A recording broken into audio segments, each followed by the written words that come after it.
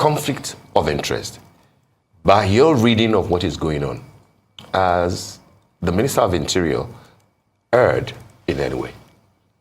Again, thank you for having me. It is not a very simplistic matter. It is not one for which a simple yes or no can explain. One would have to examine it in great detail. One will have to look at it from different spectrum.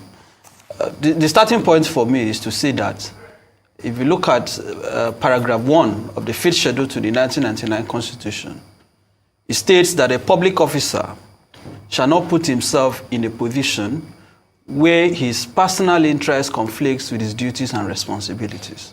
That is the constitutional foundation for the principle of conflict of interest in our country. Now, you have a situation where the Minister of Interior is said to have a company that he has interest, significant interest, right? Is a beneficiary of contract award by the Ministry of Humanitarian Affairs. So the question you would want to ask is, was this contract advertised? Did it go through the procurement process? Was it in compliance with the Procurement Act? How did this come about? What was the requirement for the award of this contract? If you have a contract that is close to almost $500 million, that is not a joke. And the company in question is not a public company. It's not listed. It's not a public. It's not a trade. It's not a company that is on that you can just go and buy shares from. It is a private company limited by shares. So again, that is why I said these issues have to be examined carefully. Because if it is a private company limited by shares, it is Corporate Law 101. It simply tells you that the controlling minds of the company, the owners of the company, is quite limited. You could have, in fact, under the current law, you can even have one person, right, as a director of a company. So if you look at the ownership of this company, you would want to ask yourself genuinely, can anybody convince me today that this company has not enjoyed the patronage of the government on account of the influence, on account of the position and status of the minister who is the owner of the company? Because if you say they are resigned as the director, right, it is the shareholders that own a company. Correct. That point should be stated clearly. The company belongs to the shareholders, right? They are the ones who own the company. Directors are people who basically run the company, but in terms of ownership, right? Because if at the end of the day, dividends, it goes to the shareholders. It's the shareholders who merit or who earn dividends of a company. So I find his explanation unsatisfactory. And I think that at the heart of this is even the question of this so-called social investment program or whatever that, name the government has given to it. They claim that, the government says, we have a school feeding, program, which is a part of it. We have the conditional cash transfer, right? And then you ask yourself, and then the end power. These projects or social intervention programs have been plagued by grave allegations of corruption over the years from the Buhari dispensation that have never, the government has never made an attempt to properly investigate it, because except you look at the root of it, you will not know why we get to where we are currently. Now, when the minister says that he had divested himself from the company, that he had resigned as a director, of course you cannot be a director while still serving as a minister. That would itself be a direct contravention of the Code of Conduct Bureau and Tribunals Act, of the provisions of the 5th schedule to the Constitution. So you cannot be earning double emoluments. That is why he had to resign. But that doesn't mean that you don't have an interest in the company. And let us not kid ourselves. We know how these things happen in real life, right? Even public officers who engage in money laundering, and I'm speaking generally, politicians and public officers who indulge in money laundering and corruption, they don't simply go to the vaults, right, or to the treasury and take the money out. They do it through proxies. Yeah. They do it through, pseudo entities. Yeah. They use companies that they have interest or that their proxies are controlling.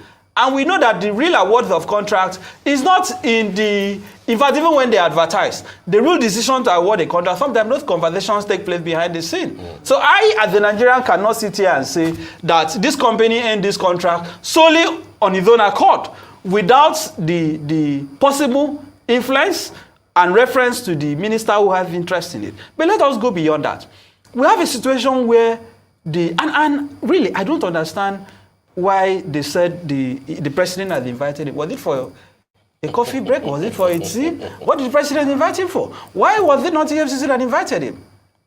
Right? I commend the Minister of Interior, for the reforms he has tried to introduce in his ministry. Yeah. In terms of the ability of Nigerians to get passports, he has really done, one can concede to him. He has done well. He has done well. To be the shining star of the cabinet. Which is why this is worrisome. So if he, with the track record he has tried, with the direction he has tried to take in his ministry, if they mention this scandal, how about the ones we've not heard of? So I want the president to go beyond this window dressing. Let us have an audit. If the president is serious about investigating this conflict of interest or investigating the corruption allegation that has trailed the Ministry of Humanitarian Affairs, I'm challenging the president today to not just say EFCC should investigate the specifics, allegations that are made against Betta Edu, right? The suspended minister. Let us have a review of the entire national social investment projects. Let us begin to ask the question, who are the beneficiaries of the N-Power? How come that as a country in 2024, I cannot go on the internet with all the money? Look at, they claim they spent almost $500 billion for consultancy. What was they consulting for? What is the services that was rendered that you spend that amount of money? How come that as a country in the 21st century, I cannot simply stay in the comfort of my home and Google and go on the internet to see who the beneficiaries of the N-Power are, to see who the beneficiaries of the conditional cash transfer are? The information is not there. Vulnerables, and many of them do not have bank accounts. Who are there? Who are they? Who are there? So this so-called social investment, and I don't like the idea of saying it has been suspended for 6 weeks. The entire program should be scrapped before we can even reconsider whether it should be sustained or not. Let it be scrapped in the interim until the president of Nigeria today, Tinubu, is able to tell Nigerians that these are the beneficiaries of these social investment interventions over the years, and it shouldn't be limited to his government from the Buhari dispensation. Yeah. But you see, let us be honest. Tinubu did not campaign on fighting corruption was not at the forefront of his campaign. But it is good that at least we have seen some element of what I would call presidential presence, which under Buhari, who was said to be an anti-corruption person, we did not see. But let us go beyond the window dressing. There are fundamental issues. How come that public funds in billions were transferred to private accounts? Who are the owners of those accounts? Why was that decision taken? Is that not in contravention of the public rules, the code of conduct for public officers?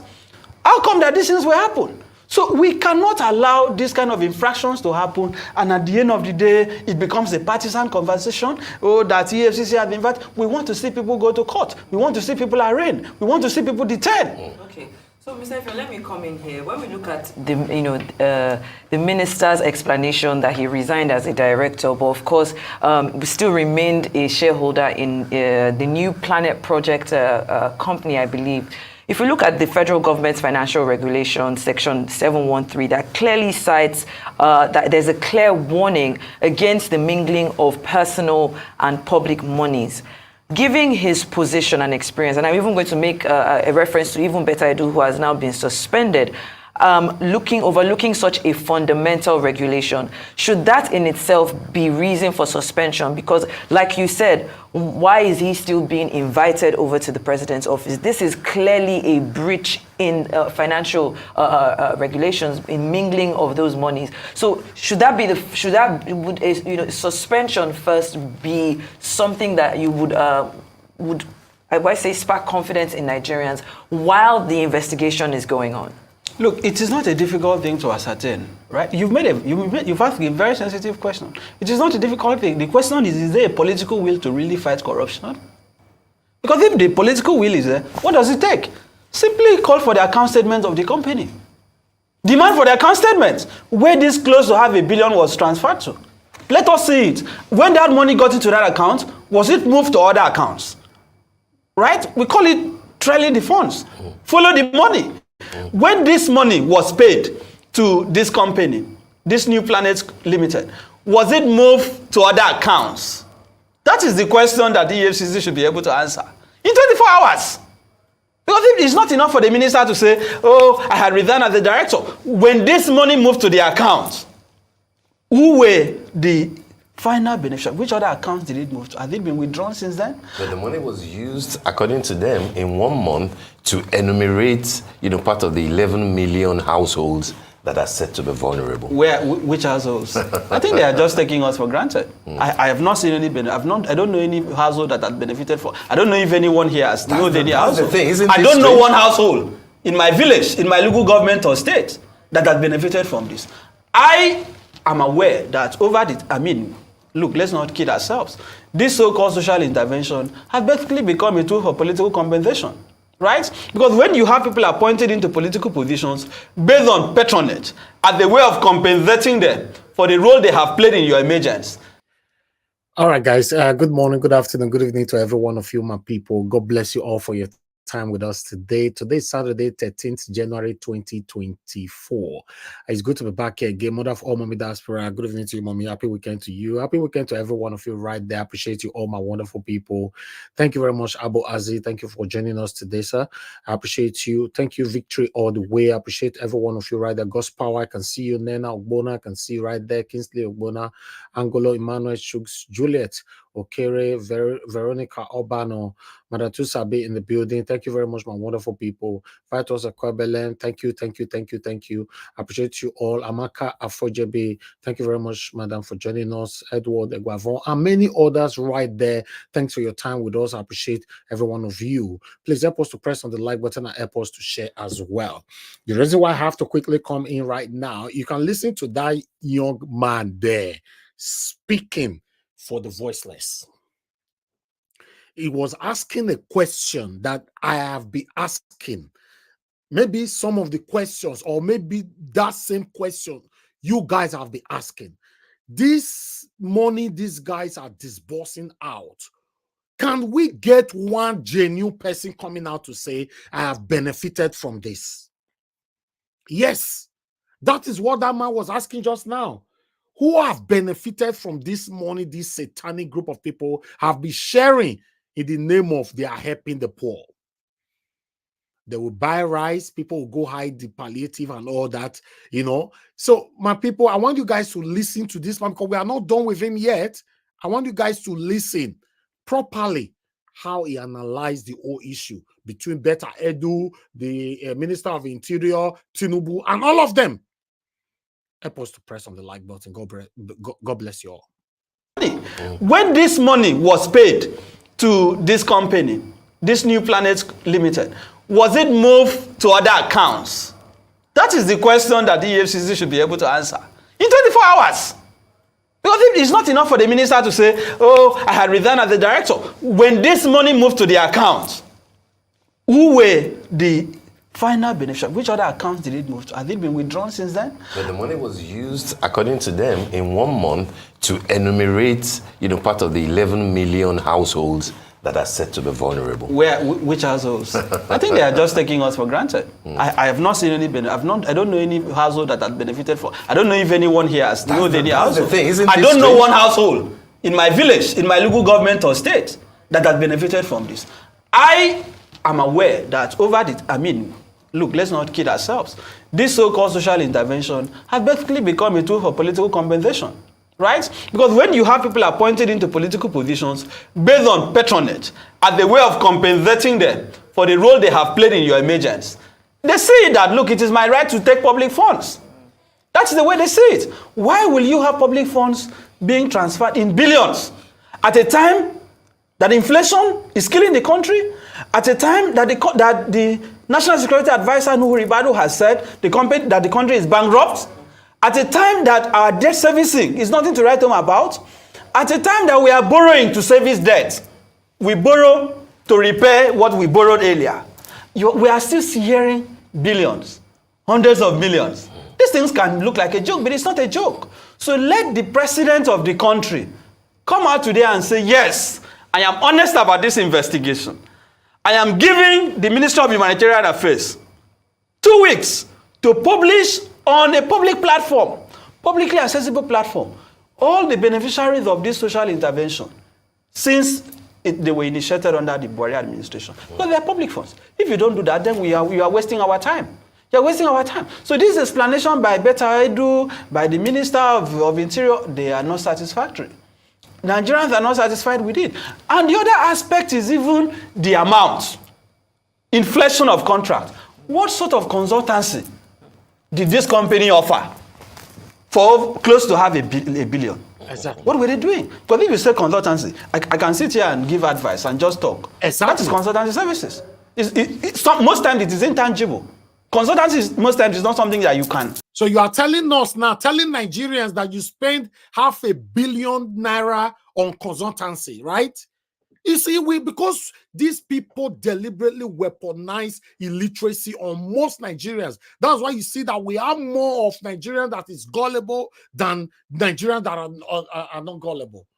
Because how can you spend $500 million on consultancy? These are questions that are supposed to be asked, because if we don't move on this issue, this old thing when I they lose, so they'll sweep and they'll go sweep and hide. Chapter close.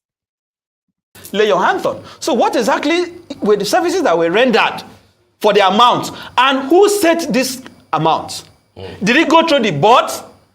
Right? Who determined the amounts that were paid by the Ministry of Humanitarian Affairs? What was the position of the Accountant General of the Federation? What was the position of the Ministry of Finance? These are the questions that Nigerians must be told. But guess what? I have a feeling that if this investigation is thorough, Nigerians will soon realize that these two individuals, they are just the spotlight of the scandal. There are a lot of people who will be involved. You believe that's just the tip of the iceberg? Oh yes! That is what it is! There are at least 2 companies listed there which got money like the New Planet Project, but they're practically untraceable. All right. I'm going to stop that video right there because we have other videos to present. In case you want to watch it, you can go to our right and finish it right there. We are working with time. But meanwhile, let's listen to Onakmasa, the APC Tinubu supporter. Let's see what they have to say concerning this Betta Edu as well. Thank you guys for joining us.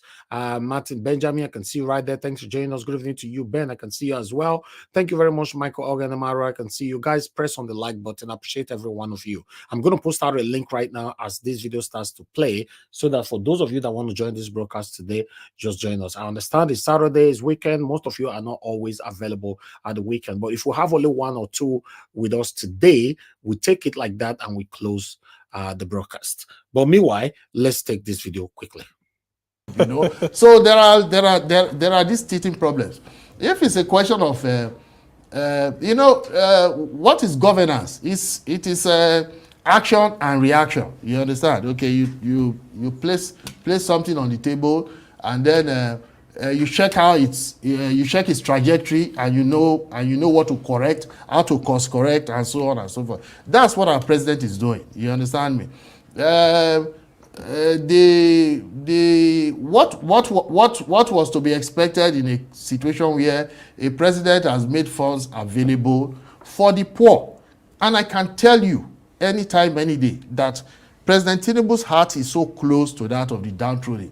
That's how he was brought up. That's how his mother brought him up. He is a man who has always been concerned about the poorest of the poor. Yeah, and he has now ordered a full investigation, suspension. Yes, and then you have, if a president gives you, let's say, 50 billion, and then he begins to hear all sorts of, truly abominable crap.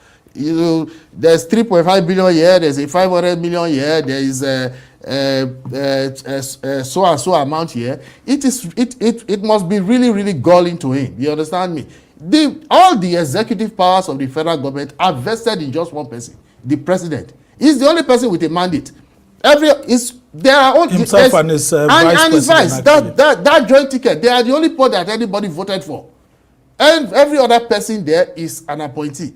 So when you are given a role, please play the role judiciously. Now just take that. How much of a damage has this scandal in the humanitarian ministry made to Tinubu's government? Because we see him, it looks like he's actually trying to make sure he sets everything up. Because it looks like it has touched him. The people that went overboard, got carried away. The thing is under investigation. I'm a lawyer, so I'm not in the business of casting aspersion, rumor mongering, or being judge, jury, and executioner over a case that is still even being investigated. There are not even any. Yeah, but the documents in the public domain, they are galling. They are really, really heart-wrenching. Seriously, and I can just imagine how bad Tinubu would have felt. I gave you money to take care of Nigerians, and that is his passion.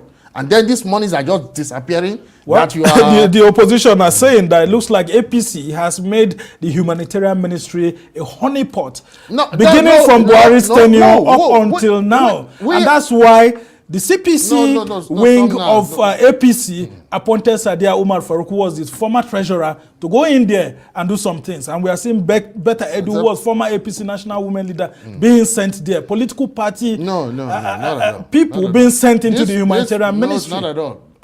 President Tinubu gave her the job because he made a judgment call that she would fit into that ministry.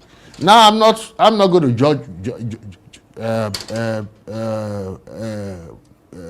pass judgment on her, but the optics are really, really disgusting. That is just the bitter truth. You know, it seems some people are taking our president for granted, and I think that is because they've only so far they've seen the dove side of Bola Tinubu, the carrot side of Bola Tinubu. Now they are about to see the lion side. You think the so? Stick side. Because when I talk to some APC people, they tell me that President Tinubu, the reason why a lot of your party members wanted him to get the APC ticket and win. Now APC man, they talk so they don't see the dog side of Tinubu, they are about to see the lion side. Now today is 13th of January 2024. We are waiting for the lion side. We want to see Tinubu arrest all the criminals in his cabinet. Yes, we want to see it. Let's move on. It's because it's a chop person. Ooh, my president? No, not at all. Unlike Buhari, that is being being seen as someone who does. Your president is a shop person, and this one is say, who? My president? My president.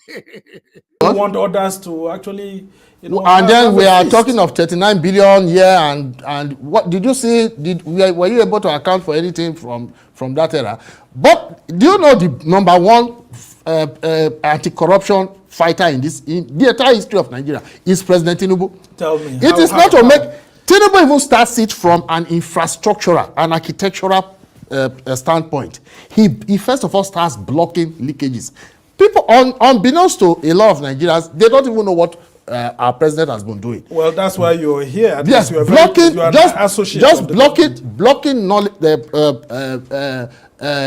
leakages in the government. You know, strengthening institutions, strengthening accountability. That is what he did in Lagos. You know, this whole idea of let me wait for somebody to thief before I catch the person. That's not Bola Tinubu's preference. His first preference is I will prevent you from being able to steal in the first place.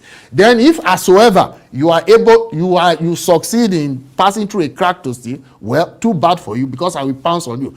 President Tinubu, do you know where that ridiculous narrative came from? It came from Tinubu's generosity. You understand? Tinubu can spend his last kobo on his fellow man. He hates people and some of the people who come to him come there because there's an assumption that as a former governor of Lagos State, he actually got some monies from Lagos. Not at all. Tinubu made money. So, Tinubu started making money while working, while growing up with his mother. His mother was a market woman, a trader. She grew in her business and became Iyaloja of Nigeria. Somebody who grew up with a trader would not know how to make money. So some of the appointees are coming to him because he was seen to be as someone who plays game. Not at all. I must push back most vehemently against that. Okay, so are you saying that President Tinubu has a very strong anti-corruption agenda that is going to be different from that of Buhari? Of course. That may make the government to be much better. Most certainly, that's the... Even president understands that that's the only way to succeed.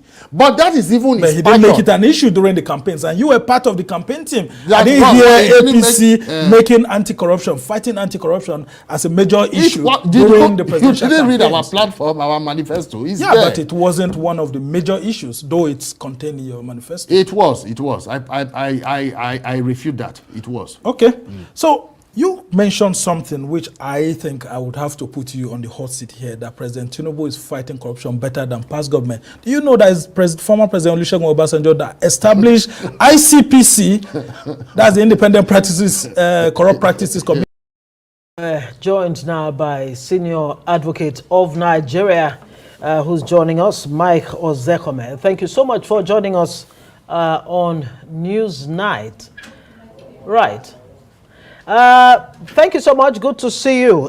Well, the fundamental question that's been asked now is, has the Apex Court started the journey to redemption for the judiciary? Happy New Year. Based on this. Happy New Year, you guys. Happy New Year to you. Happy New Year. Happy New Year, you guys. Yes. I refuse to comment on television in the last 9 months because I was involved in many of the election petitions.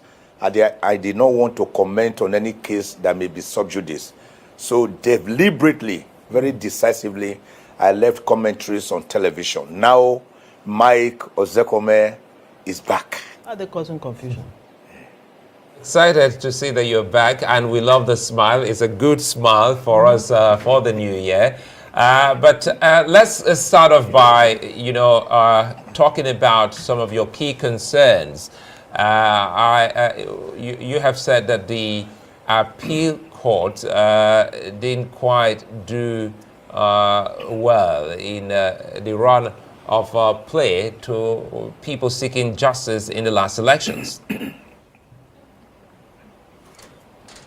Yes, I said so, and I want to maintain it. I'll be one of those who feel that many judgments should not go to the Supreme Court for obvious reasons.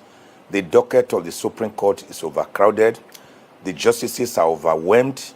For example, today, there were 8 justices sitting. And of the 8 justices, at least 6 of them sat in all the appeals. For God's sake, they are human beings like us. These are family members. These are fathers, grandfathers. These are brothers. These are sisters. These are mothers.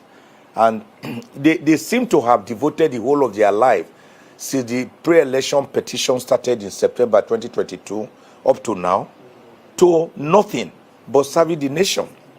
So the important point I made here, which I want to reiterate, is that it may be, we may have to look at it again, whether some of these election petitions should actually end at the Court of Appeal level. I was one of those who felt that, yes, the Supreme Court should not be bothered with too many of these, that House of Assembly, House of Reps, and Senate could end at the Court of Appeal level. But from what we have seen, particularly in the Plateau scenario, there was great miscarriage of justice. The Supreme Court today spared no words. They used legal and judicial koboko to flog the Court of Appeal for what they termed miscarriage of justice, perverse judgments. In many of the cases, particularly in the Plateau State, 2 senators' positions were reversed, 3 House of Representatives were reversed, about 11 House of Assembly were reversed. If all these cases have gone to the Supreme Court, all of them will have their seats retained On what ground were they reversed? The Court of Appeal surprisingly was talking about saying PDP had no structures in Plateau State.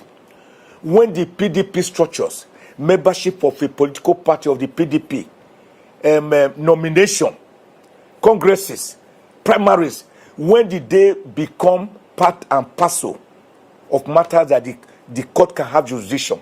Today, the Supreme Court said not even the election tribunal had jurisdiction, let alone the Court of Appeal, and they voided the decision on the governorship.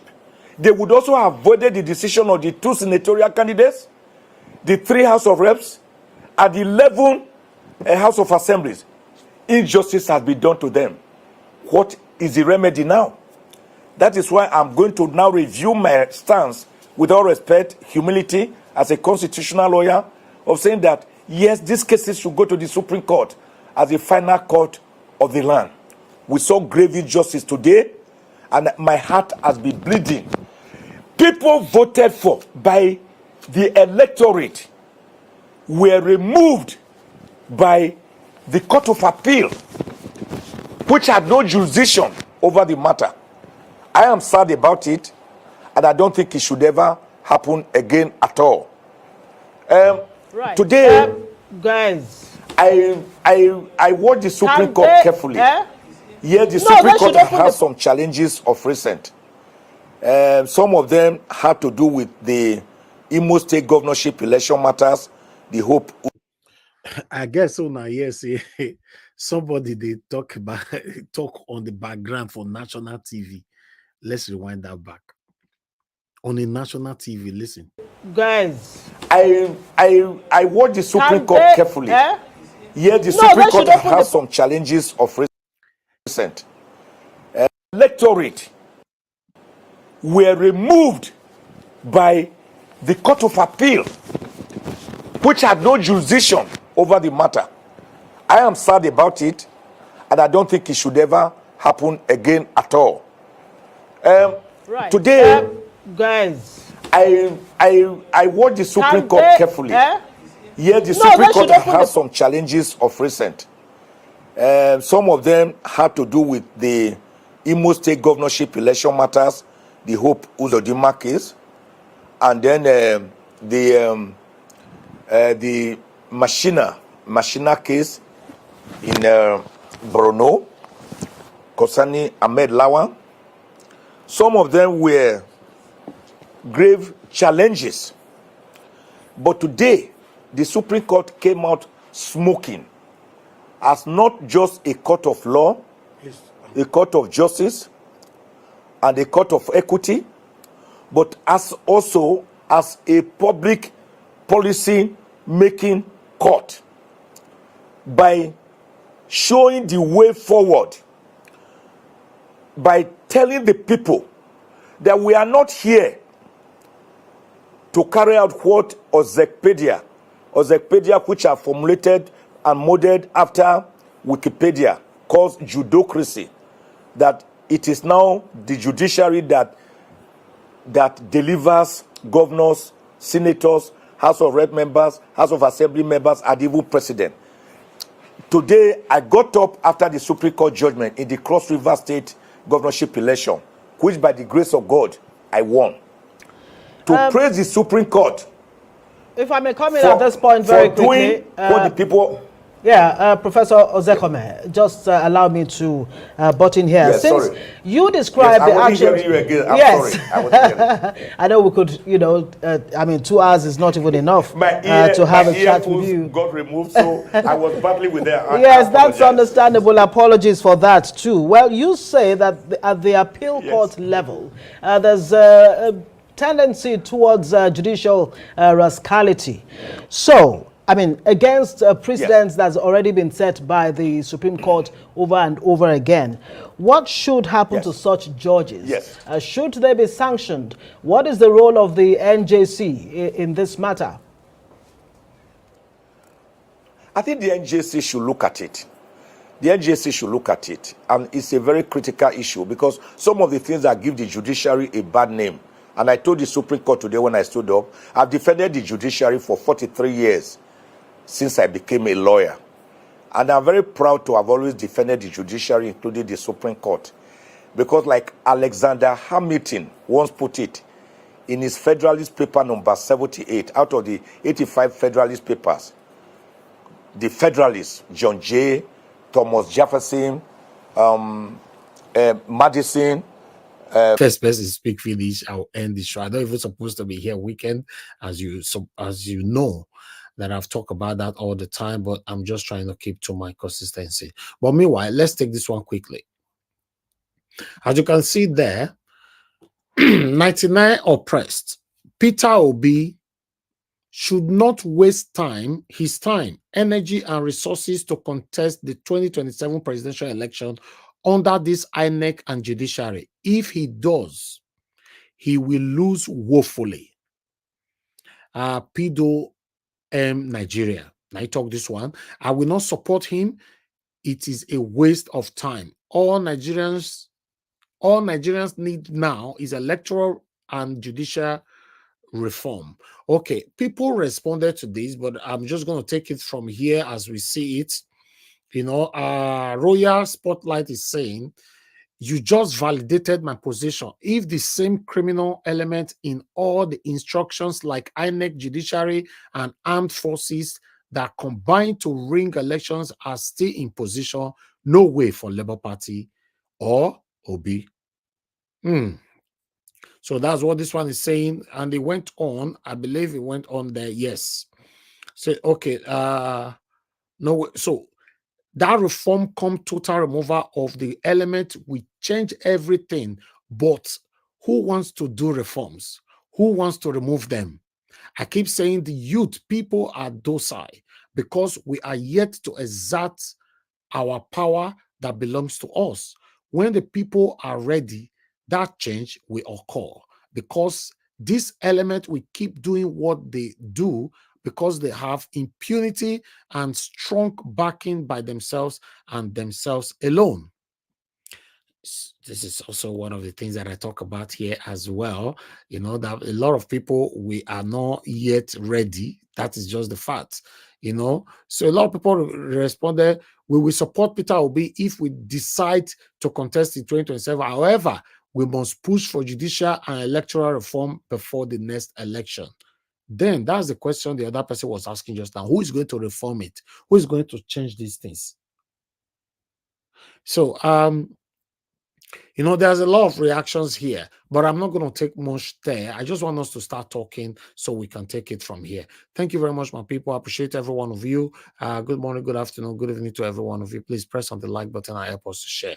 Like I said just now, I only have one person here, which is Mr. Jonathan Kingsley with me. So we're going to take it when Mr. Jonathan Kingsley is finished. If nobody's here, we'll round up the show. Mr. Jonathan, it's good to have you here today. Good evening to you, sir. I would like you to talk to us with all I've presented. Thank you. Thank you very much, Mr. Elvis. I hope you are hearing me. Yes, you are very good. Thank you. Thank you. Thank you very much. Thank you, Madarita. Yeah, greetings to everyone. Those that are here with us and all those that are on the comment section. I want to thank everyone and wish everyone a happy weekend. You know, I want to start with. I didn't watch all of the presentation, but at least I was able to watch at least more than 60% of it. So I'll take this time to talk on about the major one that I think is the major one, which is the issue of transparency and corruption. I would dwell on that. I will also dwell on Mike Ozekhome's interview on the subject of corruption in Nigeria. You know, again, I will start by saying that Nigeria is a country of liars and sycophants. It's a country of greed. And that is the reason why we find ourselves where we are. I'm very happy that Arise News brought the man, the APC man, to come and defend Tinubu. And as I always say, and many people also, that it is impossible for you to come out and defend Mr. Tinubu without looking or sounding stupid. That is how you will sound. And the more desperate you are to defend him, the more foolish you become, the more foolish you appear to be. You know, somebody saying that we have seen the dark side of Mr. Tinubu. We will now start seeing the lion. We have not seen the lion side of him yet. Are you kidding me? Mr. Tinubu cannot curb corruption. It is impossible for him. If they are hearing, let them hear this loud and clear. For him to start at all, for Mr. Tinubu to start at all, talking about corruption, everyone around him, without exception, everybody, all the ministers have to go without exception, starting from his chief of staff. And is that something that he can do? I don't think so. I don't think so. Every one of them, the day he announced the cabinet, the day he announced his ministers, we know, we all said it here. People that want the best for Nigeria stated it clearly that this is a no-brainer. This is dead from arrival. You look at the names. Me personally, I went and I took the time because I want to vindicate myself. I went back just to be sure of my past comments. I went and I searched all these people one by one. I still have it with me here. I have a note I made on each of the ministers. I went ahead.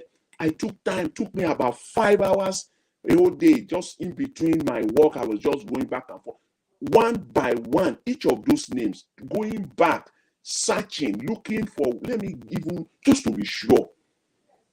Maybe what I know about them is wrong. Maybe I'm not. Maybe I'm not. Maybe I'm missing something somewhere. Let me check these people again, one by one. And I did. I checked them, especially the first 27 that he announced. First of all, he announced 27. I checked these 27, one by one.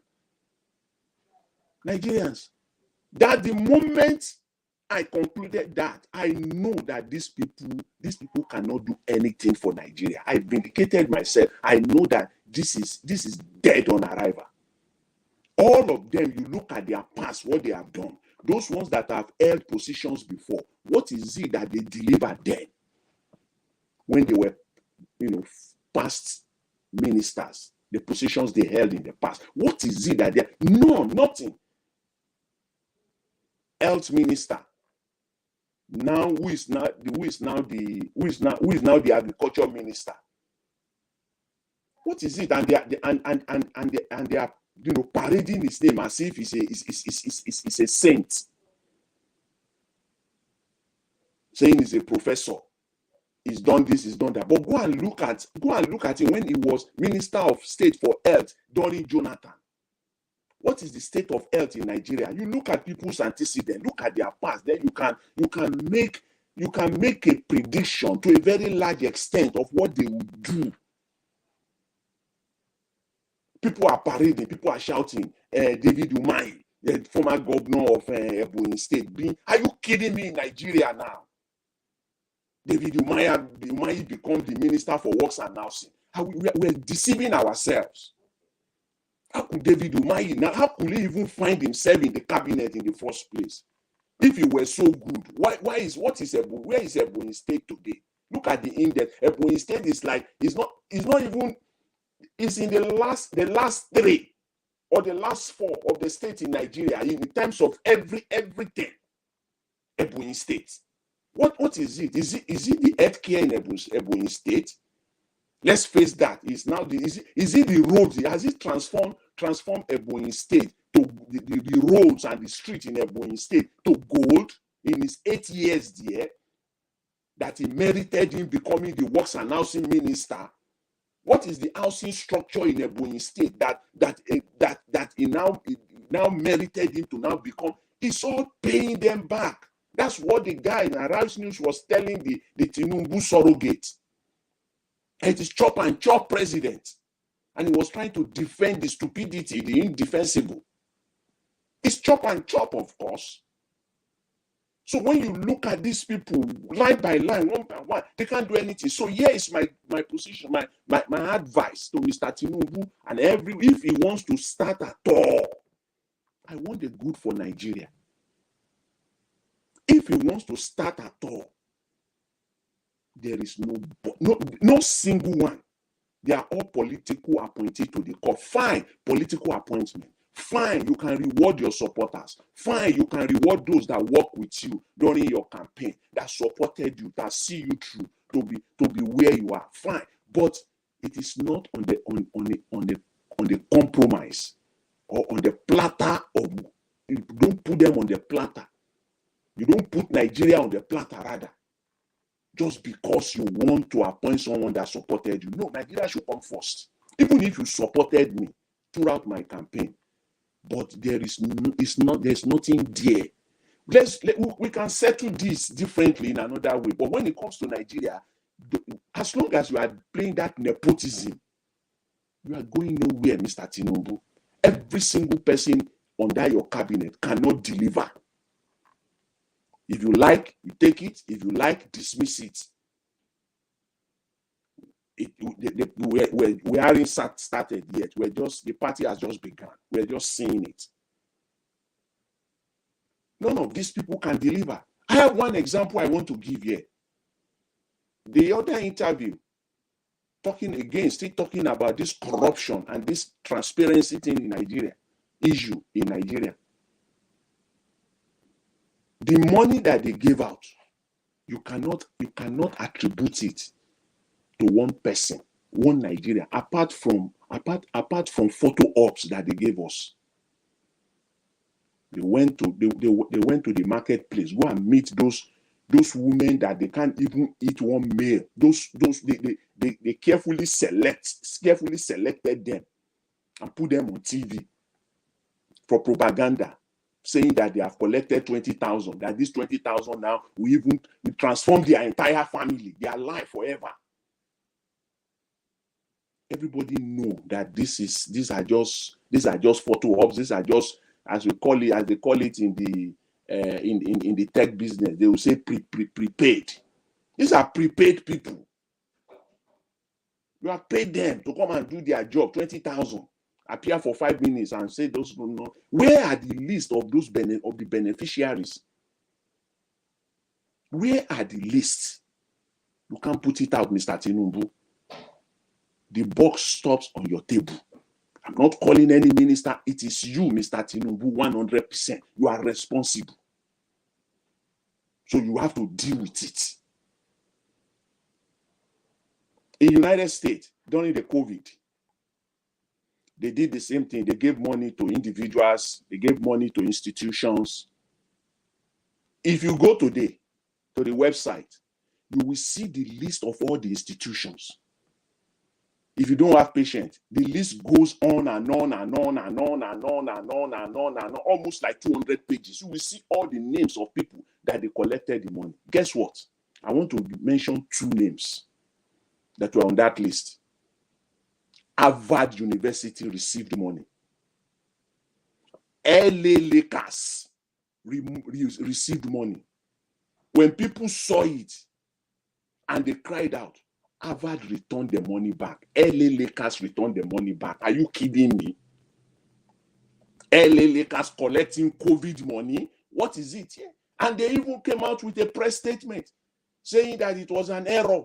It was someone who applied without they try to patch it up. That is not intentional.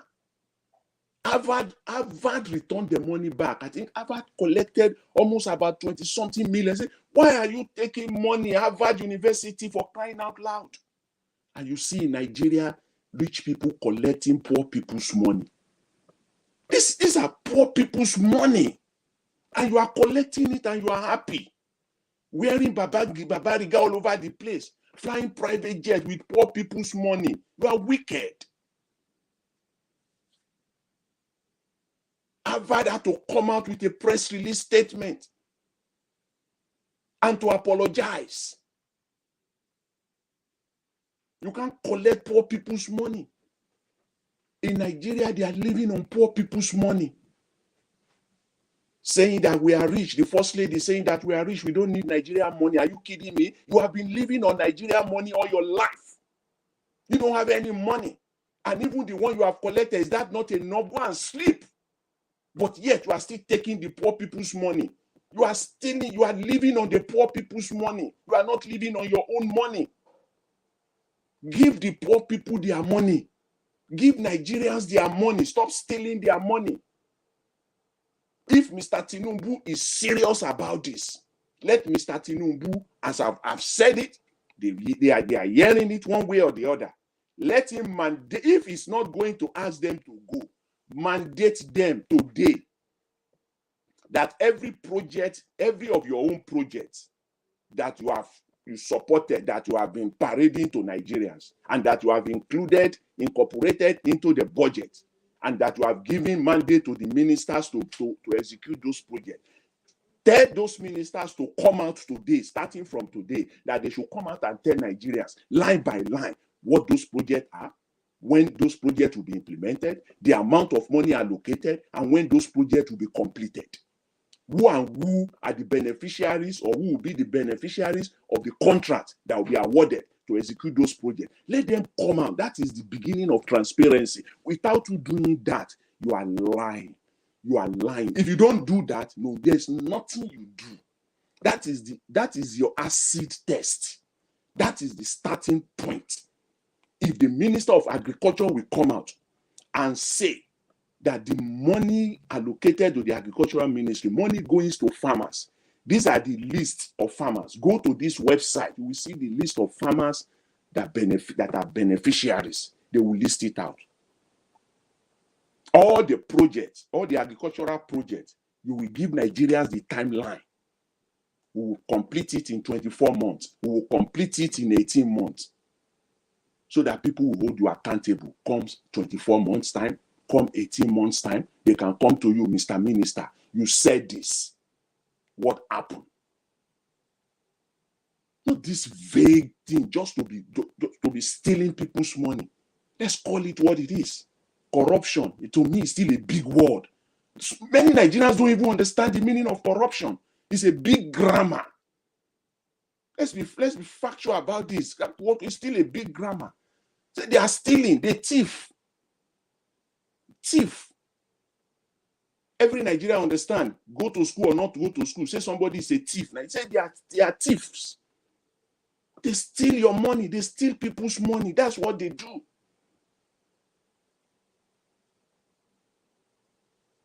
This is so disturbing. This issue of corruption is so disturbing. And the only way Nigeria can move ahead is to deal with it in a transparent manner. Just even pretend. Start doing something. Because so far, you have done nothing as far as corruption is concerned. You have done nothing. In fact, you have taken it to another level. Nobody will tell Nigerians. You can tell gullible ones. You can tell those ones that don't even know what is going on behind them in their backyard. You can't tell, many Nigerians are they know what they are doing. A lot of them.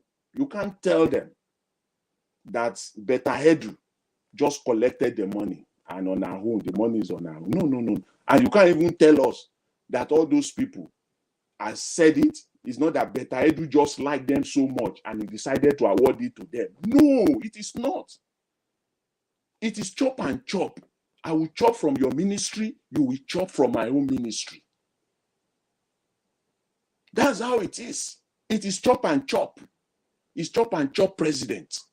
It's chop and chop government. Beta Edu will reward all the ministers from our own ministry, and she will also go to them and she will go and chop from their own ministries too. She will go to the Ministry of Health. She will go to Ministry of Internal Affairs. Do you know the massive looting within the Ministry of Internal Affairs that this Tuji Ojo, or what his name is, Minister for Internal Affairs, coming out the other day to be lying, thinking that Nigerians are fools or stupid? if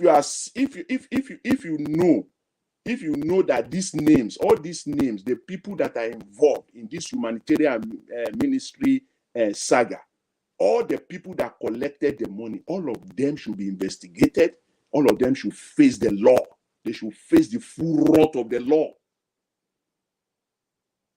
Both the giver and the receiver. That's how it should be. You should deal with them openly. Not all this one we're doing investigation. What investigation are you doing? We saw the what investigation. They should now be at be at the minimum, maybe on bail. On bail. So that the law will you allow the law so that you allow them to be tried in a free and fair environment, because they have the right to free and fair, trial, or whatever you want to call it. At the minimum, they will be on bail by now. They will have all been arrested, arraigned before a court, and then the best for them, the best case for them, all of them by now, is they are on bail. Then we will know that you are doing something. So that is it. If you want to, don't deceive us, don't deceive Nigerians. This is where the money that is not there, you are still stealing it. You are still stealing people's money. All you people, you are just stealing people's money. And with respect to the electoral issue, Mike Ozekhome, I want to again, give it to him, a man that I respect him so much, fearless, a fearless lawyer. Is one of Nigeria's best. Even though I disagree with him in one or two areas, but with respect to the judgment of the Supreme Court that we saw, a plethora of them, that came out yesterday, those judgments, for me, it is neither there, it is neither here nor there. For example, the one from Lagos State, I don't agree with their judgment as far as Lagos State is concerned. I agree with him entirely on the issue of judgment, ending at the appeal court level, especially all those Senate and House of Rep cases. They should allow them to go to the Supreme Court.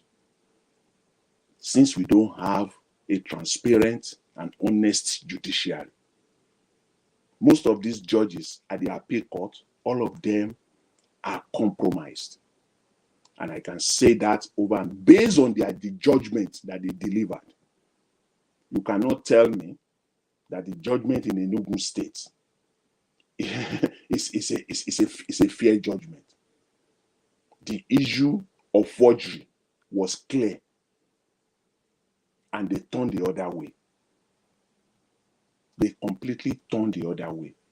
More than 11 House of Rep were thrown out. Okay, Mr. Jonathan, round up in 2 minutes. Yeah, okay. So let me. So finally, I must say this with respect to elections. People saying that 2027 election, if Peter Obi should, must not contest and should contest or not. For me, I don't see any reason why there should be any election in the first place if the needful is not taken care of. And what is the needful here? Reforming the electoral law. As it stands right now, you can't. If you are going on an election, you are just wasting your time, and you know that right off the bat. You know that yourself, that you are wasting your time, you are wasting your resources, you are wasting other people's time and resources. If you want to be fair, what you will fight for is for the electoral system to be seriously worked on, to be seriously amended, if not completely thrown out, and come up with an electoral act that will be fair to all Nigerians. Give everybody a fair playing field, a level playing field for everyone. That is the only way you can now say that you want to go into an election. Any politician, even the upcoming Edo State election that they want to conduct, people are just wasting their time. They're wasting their time. If they are still going to do it under this same electoral law, they are just wasting their time. I will leave it at that. Because of time. I will end by saying that Nigerians are not ready yet. When Nigerians are ready, they will get back their country. They will take back their country. Thank you very much, Mr. Elvis. I appreciate the opportunity. Thank you, Mr. Jonathan. Thank you very much. Obviously that we are not ready. That's just the truth. We are not ready. We make jokes with everything that is affecting us. You see comedians, all these skit makers, they make joke from, with all of them. So we are not ready. That's the truth. So let's continue to live with it. Yes, thank you very much, my people. Please press on the like button, help us to share. I'd like to hear from Mother Rita. Mother Rita, it's good to have you on the show today. Good evening to you. And what we are talking about, I can see we're writing on the private chat. Yes, if Tinubu really want to fight corruption, this interior minister that indicted by Bata Edu suppose to be suspended by now. So it's part of the things that we are talking about. So yeah, talk to us. All right. You. Mr. Alvis, Mr. Jonathan, it's just me and you here twinning today. That's great. Good afternoon, Yes. sir. Good afternoon. And Mr. Elvis, good afternoon. My lovely mommy diaspora and Mr. Joseph Orji, please get well soon so you can come back to the comment section or even come back to the show. At least we're missing you here. And my brothers and sisters in the comment section, happy Saturday, happy weekend. Okay. Let me just say, I don't know. I'm just going to start with what Mr. Jonathan was talking about. The comment, because I started when you were reading that there was something you were reading about somebody advising Peter Obi not to contest 2027. My mind is not even thinking of 2027 because most of these wicked entities, those of them that are sucking dry the poor people's money, as Mr. Jonathan said, many of them, I'm not a prophet of doom, many of them might not even be alive by 2027. But they've put their little minions, their little armies to continue their evil legacy, just like what we have been experiencing for decades. That man is right. Peter Obi shouldn't bother. And that's why before 2027, something's got to give in Nigeria. Something has to give in Nigeria. And, there's something Mr. Jonathan was saying, and I was laughing. Like, he was saying the electoral laws has to be changed. Mahmoud, it has to be removed. Yes, those things have to be done. But however, presently, we have laws. We have electoral laws that have been amended. It was never implemented. For example, 25% in Abuja. To date, the courts have not addressed that. To date, we haven't had a definitive expression of what that 25, at least 25%, the candidate must win at least 25% of the FCT. It hasn't been addressed. So, and it's written in the electoral law, it's there. So, however, even if, listen, they can change the electoral law 2,000 times with the kind of owls we have ruling Nigeria. The law is selective. Wake up and smell the coffee, Nigerians. The law is selective. It's the same. The constitution is selective. The electoral law is selective. Even the law itself that we're supposed to abide by is also selective in the Nigerian scheme of things. When Mr. Jonathan, he said something about, corruption. Yes, Fela say, call the right word. You see all these English people, they make us use big words. Money laundering, what do they call it again? Corruption. Those are too big. Call them thief. That's why Fela sang that song. Catch them, thief, thief, thief. Call the word that the regular person will understand. Because many Nigerians, they don't even understand what it means, what corruption. They don't understand. They don't get it. They just don't get it. So the only solution that I feel, Mr. Elvis, I wrote it in the comment, but I will use something very nice. It's capital punishment. The only solution to curb corruption, that's what they do in China, in a communist society like China and Singapore, is capital punishment. So before anybody even steal $5, you already know what the consequence, and that capital punishment will be implemented that everybody will see. If that is not going to happen, the likes of Tunji Ejo, Beta Edu, for all these previous Fashola and a plethora of those minions, it will see, it's just with now bicycle, we just a turn bicycle. Emefiele now, it's someone like that. We know what somebody like Emefiele, what will happen to him if he was in Japan or somewhere in Asia, one of those countries. You already know what will have happened to him a long time ago. Even this Beta Edu issue, we already know. But like I said yesterday, Beta Edu issue is a distraction. It's a distraction. They are formulating a story, for what to tell. Okay, it wasn't like that. I was listening to somebody in another, like listening to one of this media. I just stumbled across it, and there was somebody that called that show and said, Nigeria should understand. The person said he's a retired civil servant, and Nigeria should understand that the money that we are talking about, it hasn't been dispersed yet. I laughed. The money hasn't been dispersed yet. Nobody is calling the accountant general because, from my understanding, if Beta Edu can sign off that money and the money has been transferred to a nameless, a faceless person, well, because till date, nobody has investigated. There's no investigative journalism in Nigeria on who that nameless or faceless person that they transferred the money to into somebody's personal account. It is silent. So when that civil servant was talking, I said, this man is probably one of them that hide your file. He's just the money has been transferred to somebody's personal account. What does that tell you? The accountant general of the nation, because for you to get that money, you must get approval from the accountant general. Maybe now we have to have a class of how due process supposed to work. The accountant general, nobody is calling that one. Who is the accountant general of Nigeria? I don't have my laptop here. If somebody can find out who the person's name in the comment section, who is the accountant general of Nigeria? Because that one is involved in disbursement of this money. Is involved just like many other people. It's just that the person that is standing in front, that is belling the cat, is Beta Edu. That is just what it is. So please, let us, if you want to go deeper, if you want to talk about this Beta Edu issue, let us go deeper and let us educate people on what really happens. They should tell the federal government, bring out the person. Who is this person? SSS. Go find out who that person. That person is a name or an entity, or even if that person is in a box or under the sea, they can find the person. Let them drag the person. Let us see the person, because by now, if it was in America, it's CNN. In fact, people already brought out the person's face without even the government. They brought out the face already of the person.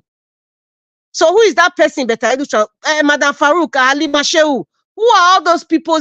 Halima Shehu said it's a mistake that she transferred the money. Okay, the accountant general was the one that signed that money. Oh, same accountant general. Oh, same accountant general with all the other staffs that are collecting the Gunje. It's the same accountant general that signed for what's her name? Halima Shehu, Beta Edu. Nobody's calling that one's name. It's silent at the corner. Nobody's mentioning all the other staff that are involved in all this. Is Beta. They should stop. Listen, they should stop disturbing Nigeria with all these shenanigans. Because I've said it, nothing will happen to Beta Edu. She's not going to jail. If Emefiele can return for 4 trillion, 4 trillion, that's the one that we don't know. Ekweremadu that they say has 26 houses outside, is it Dubai or outside Nigeria? I don't know. Those are the ones that are known. When I say only three persons, three persons in Nigeria can pay Nigeria's debts. Nothing said a joke. Only 3. In fact, 3 is too much. 3 can pay Nigeria's debt. We are owing $100 and something billion, Abi? They can pay it without even shaking. 3.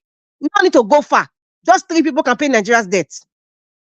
If one person now is returning 4 trillion, you can imagine what he has. You can imagine the previous or the other deputy, because in CBN you just don't have don't have one deputy CBN governor. They are for different levels. There are different deputy CBN governors in the CBN. So you can imagine the ones that have been there before. The one that Sanusi so was quietly, it was quiet, and they made this Mr. What's his other name that they call him? Sanusi, Mr. Vested Interests. Nobody went very deep about what that man did. Nobody is saying that. So now Emefiele is not the one in the front now that he returned 4 trillion. Okay, the one that was there before, and the subsequent one before Sanusi. Please, they should stop disturbing us. The only way all this nonsense can stop is capital punishment. Let's call it the way it is. I'm just using a very nice word because because this is what China practices. It's part of their law. You cannot. None of them are resigning.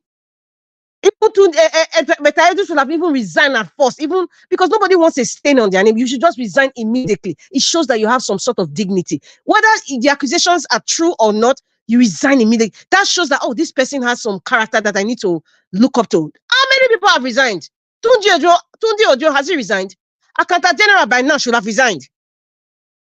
He should have resigned. So please, let us say things.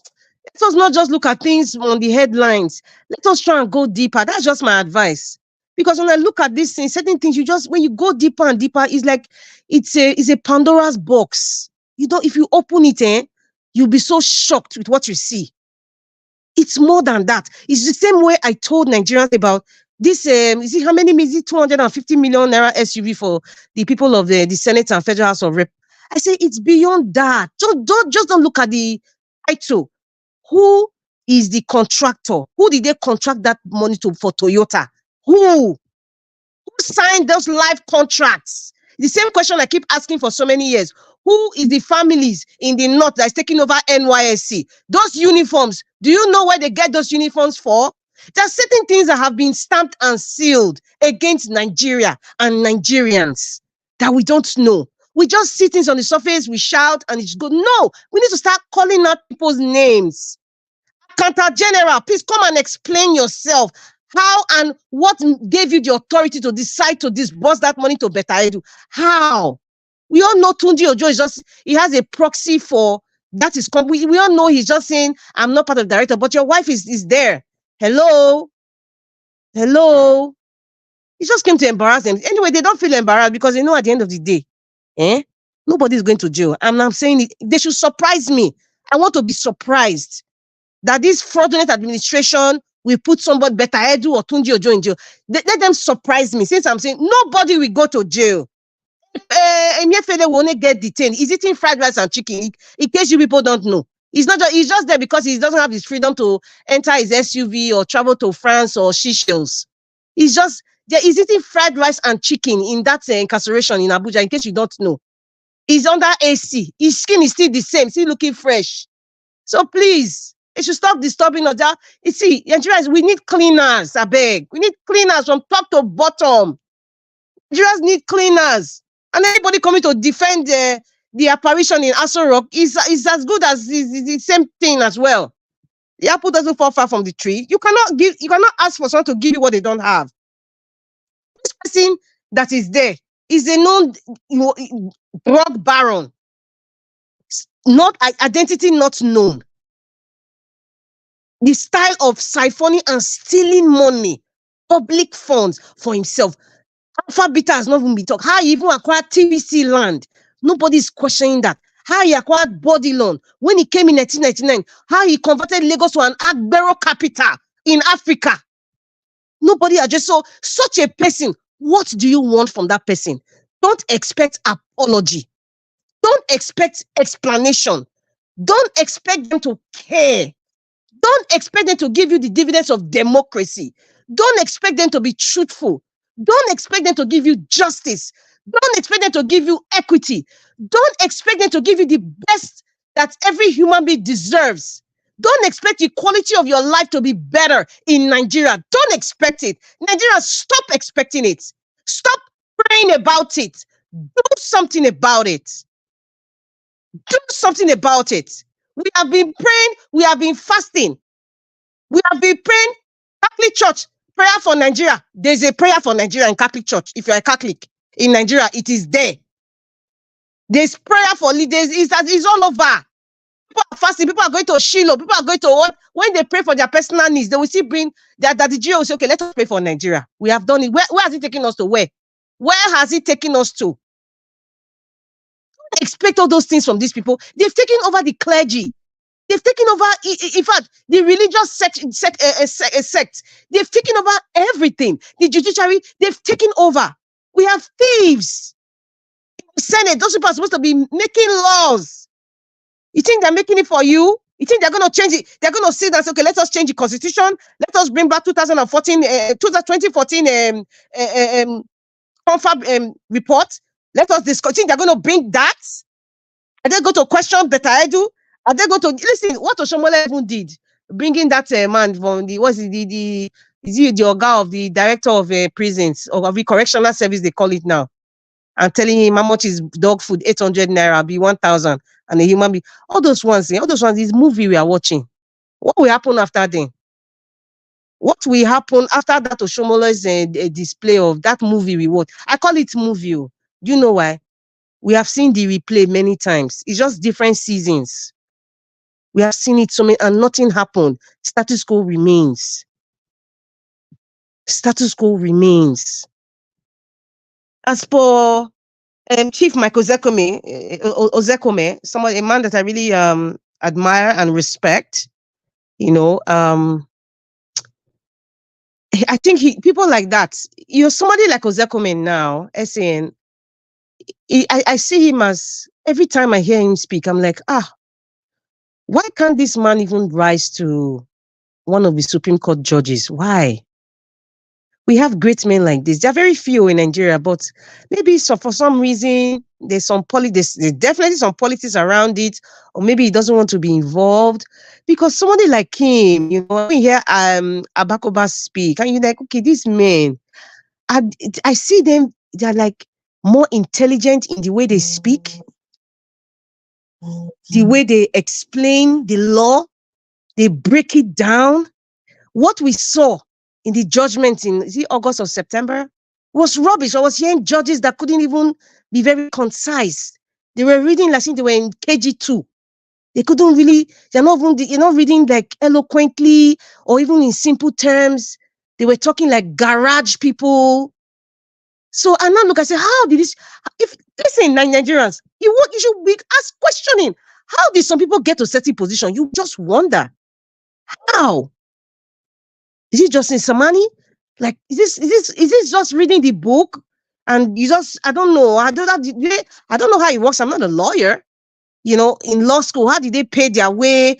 And then they climb up the ladder. What's his name? Justice Ariwala. How did that one even become? Some things need to be questioned. When you see somebody's character, you start to question what they have. Like, how did they get there? How did they get it? That's what I'm questioning. When I see someone like my Chief Michael Ozekhome come out, or Agbakoba, the way they explain and they break things down, I'm like, why couldn't these people just be one of those Supreme Court judges? I mean, that's the apex of being a judge. A Supreme Court judge is a lifetime position. It's a lifetime position. Or some people just retire at a certain age, just like Rose Vivor's father that voluntarily retired. Why? How? So when this man speaks, he knows a lot of things. He wants to be careful. I think what Chief Michael Ozekome's aim, this is what I think, my opinion, is that he has made it a kind of duty to Nigerians, to educate Nigerians about the law in very simple terms. Because every time that man speaks, we learn something. He's educating people. He's bringing you back to history and fast forwarding to present. There's a lot of comparisons, explanation, and facts and truth. And I just pray that God just give this man long life to continue doing what he's doing. Because really his works is limited. Whatever he can do for Nigeria is limited. The only thing he can do is speak out and educate Nigerians about the law. So and another thing, Nigerian politics, finally, Nigerian politics. I'm sorry because I was not here for the whole show. As for Nigerian politics, I think Nigerian policies and constituted authority is already designed according to the sharing of the cake formula. They just design it that way. So when somebody comes, they put their side chick or girlfriend, whether that person is a square peg in a round hole for that position, the thing is come and chop. Nigeria is Balogun market. Everybody is having different stores. International market, they for the foreigners, the West. Then the ones that are inside, the traitors that are betraying the Nigerians, they are just sharing the cake according to different quotas. That's how our politics is designed. And that's why when people pay politics, there's no purpose in the politicking they are doing. There's no purpose. There's no ideology. And that's why most of them swing like a pendulum from one party to the other. There's no set ideology. There's no basis of, being truthful and staying in one place because of your beliefs and your values. Those things don't exist in Nigeria. What we are doing in Nigeria is we're playing panya. We're not playing politics in it. That's not how politics is played. We're just doing markets, trade by barter. You give me this, I give you that. That's what's going on in Nigeria. We don't, I can't even call Nigeria like, a country per se, because we're not even a nation. Because the law is selective to certain parts of certain tribes or certain regions. It's selective. So what are we doing? What are we doing? Even the laws that you have, the amended laws, are they implemented? I just gave one simple example. 25% of Abuja, it hasn't been discussed. It hasn't been addressed. The Supreme Court themselves, they haven't addressed that. The Senate, they haven't addressed that. The Federal House of Rep, they haven't addressed that.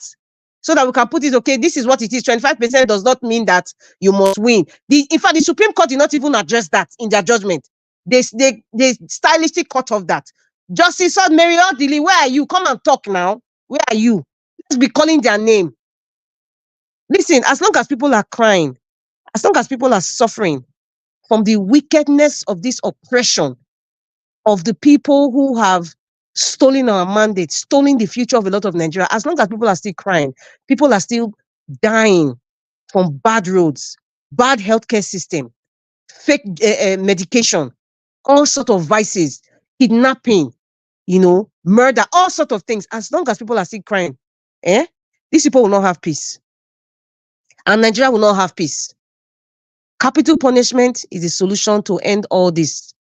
One brave person against all odds, just one brave person can make a difference in Nigeria. One brave person can stand for capital punishment. And that's why we come back to the benevolent dictator. I know using the word dictator, it doesn't sound right, because we know what a dictator is, right? But somebody who is a benevolent dictator that knows when to leave the stage while the ovation is loudest. It's very hard to find, but I believe there's somebody like that. So that's what Nigeria needs. We just need a brave man. This man at Bodilon, have you guys forgotten during the campaign? You guys are forgetting something. When that woman, what's her name? Halimat, something. That woman that came on Arise TV to say that when she went to London, he said he looks, Agbado looked lifeless and fleshless. They were just sitting down there. He has someone that has dementia or something. It got to a point when they were discussing. He said, "What do you have for the North? What about the insecurity, the kidnapping, and all those Boko Haram stuff?" What did he tell her? He said, "I cannot do anything because I'm afraid of my life. I don't want them to buy me." Isn't that what he said? You need to look for that video, Mr. Elvis. So if he can say that prior to even stealing our mandate, then look for it. Then do you think that he can do anything now? He can do nothing. Absolutely nothing. Everybody be on your own. Protect yourself. Whatever it is that you got, protect yourself, Nigeria. Whatever it is you got. Because this government, they got nothing to offer you. Don't expect anything from them. Don't. Thank you. Thank you, Mandarita. Thank you very much. Yes, that's the truth. You shouldn't expect anything from these people. They don't care about you. So the sooner we all come together to realize that these people are using us and to satisfy and enrich themselves, will be better for us. Okay, my people, like you all know that today is only 2 people that joined the panel, so we're not going to be staying long. We're going to have a final submission right now so we can end the show. Let me take a call, then we'll take it from there. Thank you very much, Mr. Benedict. Thanks for calling in. Good evening to you. Please talk to us, sir.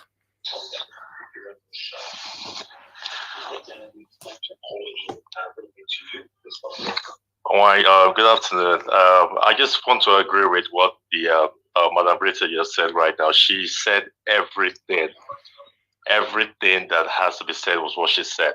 See, like I said the other time, Nigeria, it will take a revolution of our minds collectively to change anything. As long as we all have different languages, everybody's speaking from one language, we're not, on the same page, nothing is going to change. We all have to come together and speak with one language, from the north to the south, to the east and to the west. Everybody has to collectively come together and say, okay, we don't tire. Now, what we want be this. This is what we want our government to do, and they have to hear us. If we don't do that, nothing will change. So Nigeria has gotten to a point where everybody that goes for any political office just wants to go and eat. And now the youth, those young people, now they're worse past the elderly people. That's why you have these people like Beta Edu, stealing our money. Even the Minister of Interior, I was actually proud of him, that was doing very well with the passport situation and all that. But himself chop, he did chop money. So nobody holy as long as that political structure is concerned. So the revolution of our minds now go change the country. Nothing else. If that doesn't happen, then no better thing will happen for Nigeria at all. That's what I want to say. Thank you very much. Thank you, Mr. Ben. Thank you. All right. Let's move on. Okay, Mr. Jonathan Kisley, sir, please give us your final submission. Thank you. Yeah, thank you very much, Mr. Elvis. Madam Rita, thank you very much for your wonderful submission. You said something. I want to reiterate that. And that is so profound. Nigeria is Balogun market. I mean, you couldn't have said that better. Nigeria is Balogun market, and there are different stores. When you go to Balogun market in Lagos, the prominent Balogun market, you see different stores, different activities. That's Nigeria for you. That's just what it is. Nigeria is even when you talk of Balogun market, Nigeria Balogun is even at a different level, because they have the international version, the international store or department, whatever you want to call it. They also have it in Nigeria's Balogun market. That's what Nigeria is. And let me tell Nigerians something now. You know why nothing will come out of all this talk about corruption, especially what we have seen in the last week or two? You know why nothing will come out of it? Simply because if it is done rightly, correctly, the way it should be done, a lot of people will be exposed. Up to Mr. Tinubu's office, up to his table, a lot of people will be exposed. That is why it's going nowhere. That is why it's going nowhere. I've talked about what he should do, what it is imperative for him to do. He has no choice if truly he's really working for Nigeria. I talked about it in my earlier submission. What he must is a matter of necessity. He must do it. Any appearance of not doing that at all, you can modify it. You can structure it the way you think it will work better. But if you don't do that, you are going nowhere. You are going nowhere. The reason why many people supported Mr. Tinubu, especially those people, the people that we least expected, people will come out, they will say they are educated people, Harvard graduates, lawyers, successful lawyers over the years, coming out to support Mr. Tinubu. And many people were shocked. For myself too, personally, I was surprised to some extent. I know Nigeria is a country of sycophancy, and I know nepotism is all over the place. But this time around, they took it to another level. Some people that really came out and support Mr. Tinubu, supported him during, even up to today. At least there are few of them. For me, that shocked me to my bone marrow. That what? It is simply they know one thing about him. They know that this man will allow you to chop. He will allow you to eat your own. He's not going to fight you. He will allow you to eat. He will allow you to do whatever. If not for the talking, if not for people not, just going to sleep, as it is normally the case in Nigeria, after election, everybody just enter house, forget it. It has been, it's all concluded. Let's wait for the next 4 years. If not for the fact that that is no longer the case now, Mr. Tinubu will have done nothing. Obviously, he will have done nothing if not for platforms like Niger Watch and some other few platforms out there. If not for the pressure that is being placed on the Nigerian media to even appear to be doing the work of journalism. If not for the pressure that is coming, especially from Nigerians from diaspora, Mr. Tinubu will have done nothing. So what he's doing now is not doing it from his heart. It's not who he is. It's not his person. No, it's not. He's doing it because of what Nigerians are doing now.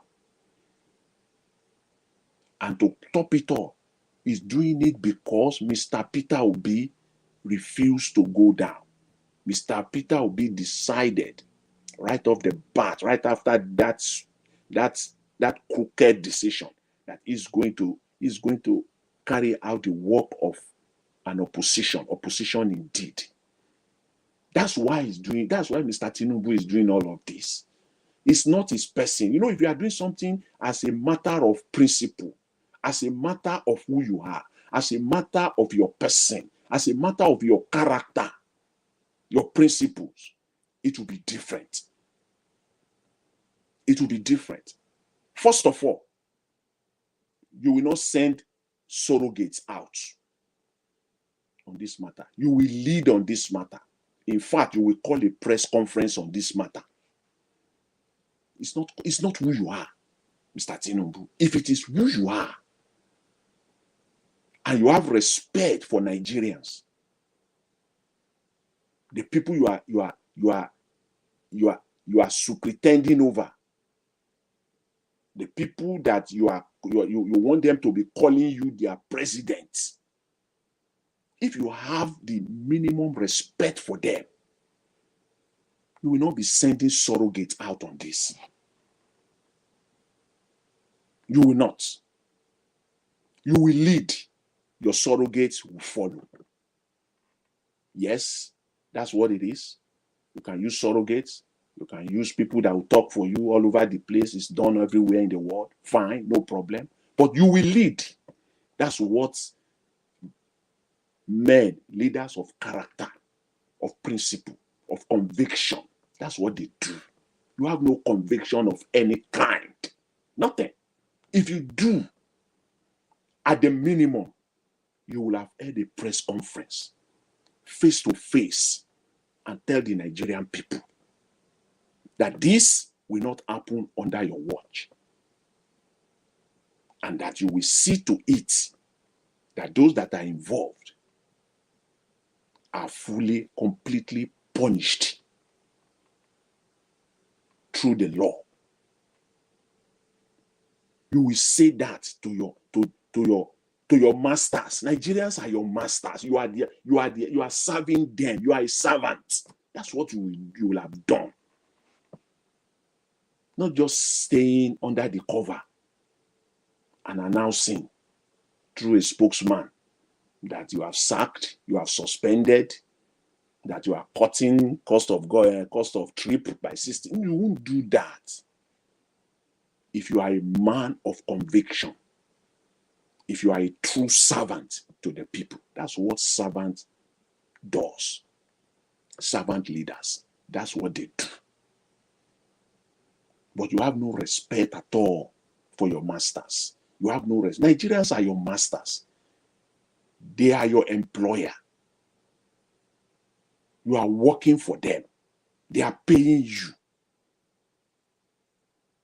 And when their money is being mismanaged, their money is being stolen. Not just their money, even the generation yet unborn is being stolen. The least that you can do for them is to face them, face to face, man to man.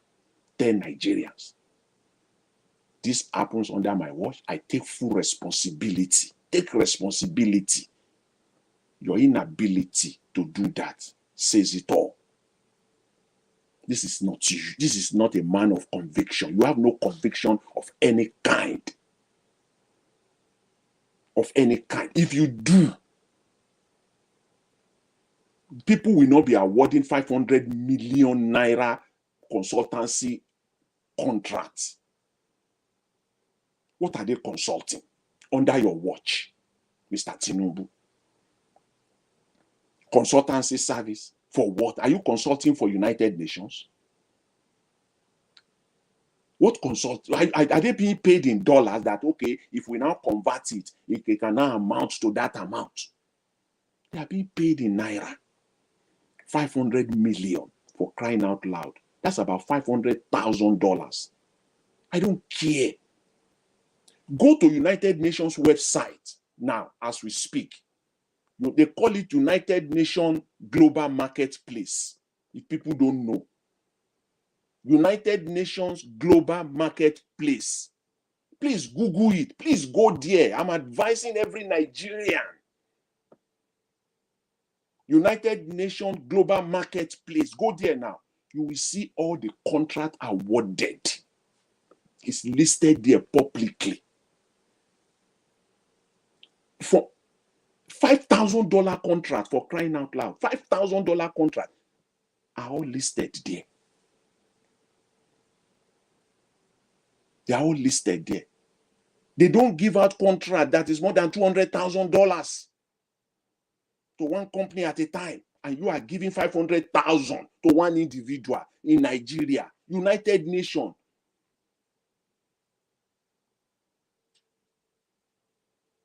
So we know what is going on. We know what is going on.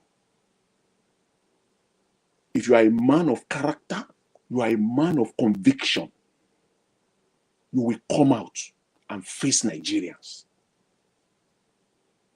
Face Nigerians. Even if you want to repeat what you did at Chatham House, when you went there and they ask you question, and you will transfer the question to one of your surrogates to answer for you.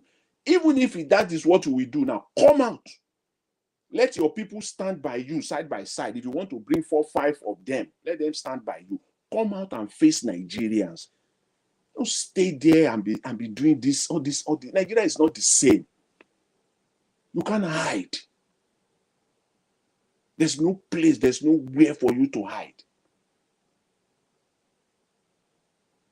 Madam Rita said something that the individual that was paid the money, that Beta Edu paid money to, that we don't know, that in a normal country they will have shown the face. Nigerian media, of course, yes, I agree with that entirely. Nigerian media, in fact, this is a 10-year-old. We sit down in his or her room and we do the work. He will do the work. What does it take? DSS, they will be disturbing, Nigerians all over the place. Are you kidding me? Don't mind them. I tell you not to say we no free. Is it when you go to a bank, before you open account in bank, have your picture? There's no way if Nigerian the media is doing their work well, if the media is doing, they will have one way or the other, they will have done their work, underground work. They will put the picture there like this. They will put it out that this is the person, or this is the name, or we've seen the name. And I know EFCC, I want to believe that by now they have that. They should have that, because they can go to the bank.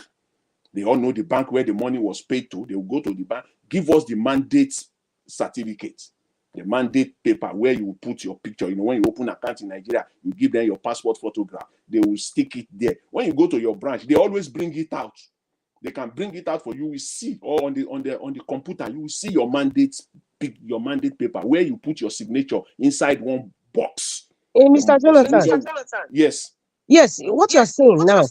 See, this is very educating to open the minds of people that when you actually go to the bank, they have your data, they have your everything about you. Your face is there. So why is it so difficult for us to get the face of the so-called person that they got the money from?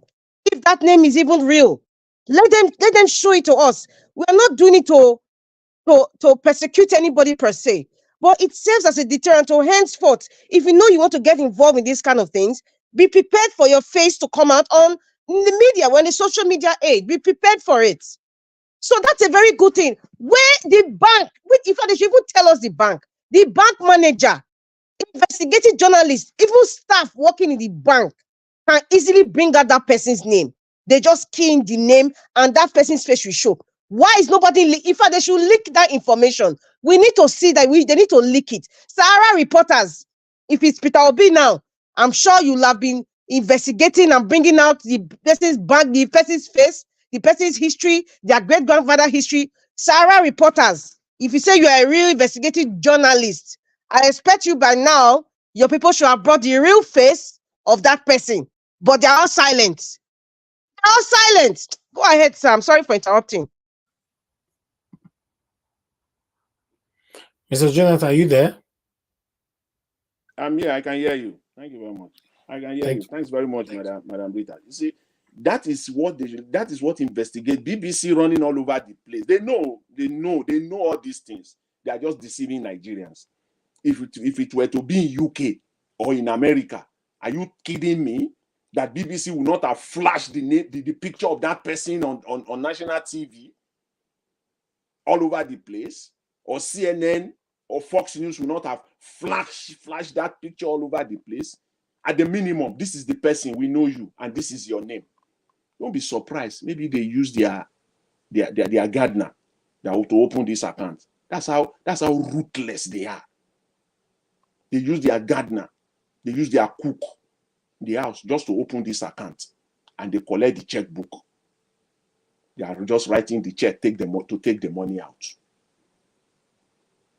Because you will be surprised, you will be shocked to your marrow that when they show you the picture of that individual, you will just see one lady or one guy that you will know that, what? This one? That's what you will see there. But they won't do that. It is as simple as that. Nigerian media. I want to believe that the likes of EFCC, DSS will have done that as part of their investigative process or procedure. I want to believe that. But if they have not done that, then they should just, I don't know what they are doing there. They should just scrap them and shut the whole place down and let them go. But by now, I want to believe that the likes of DSS and EFCC will have done this at the minimum. They have the picture of the person, they've gone to the bank, they've collected this information. But what forces these people, these security agencies, to be more transparent, to come out? It is when the media take the lead.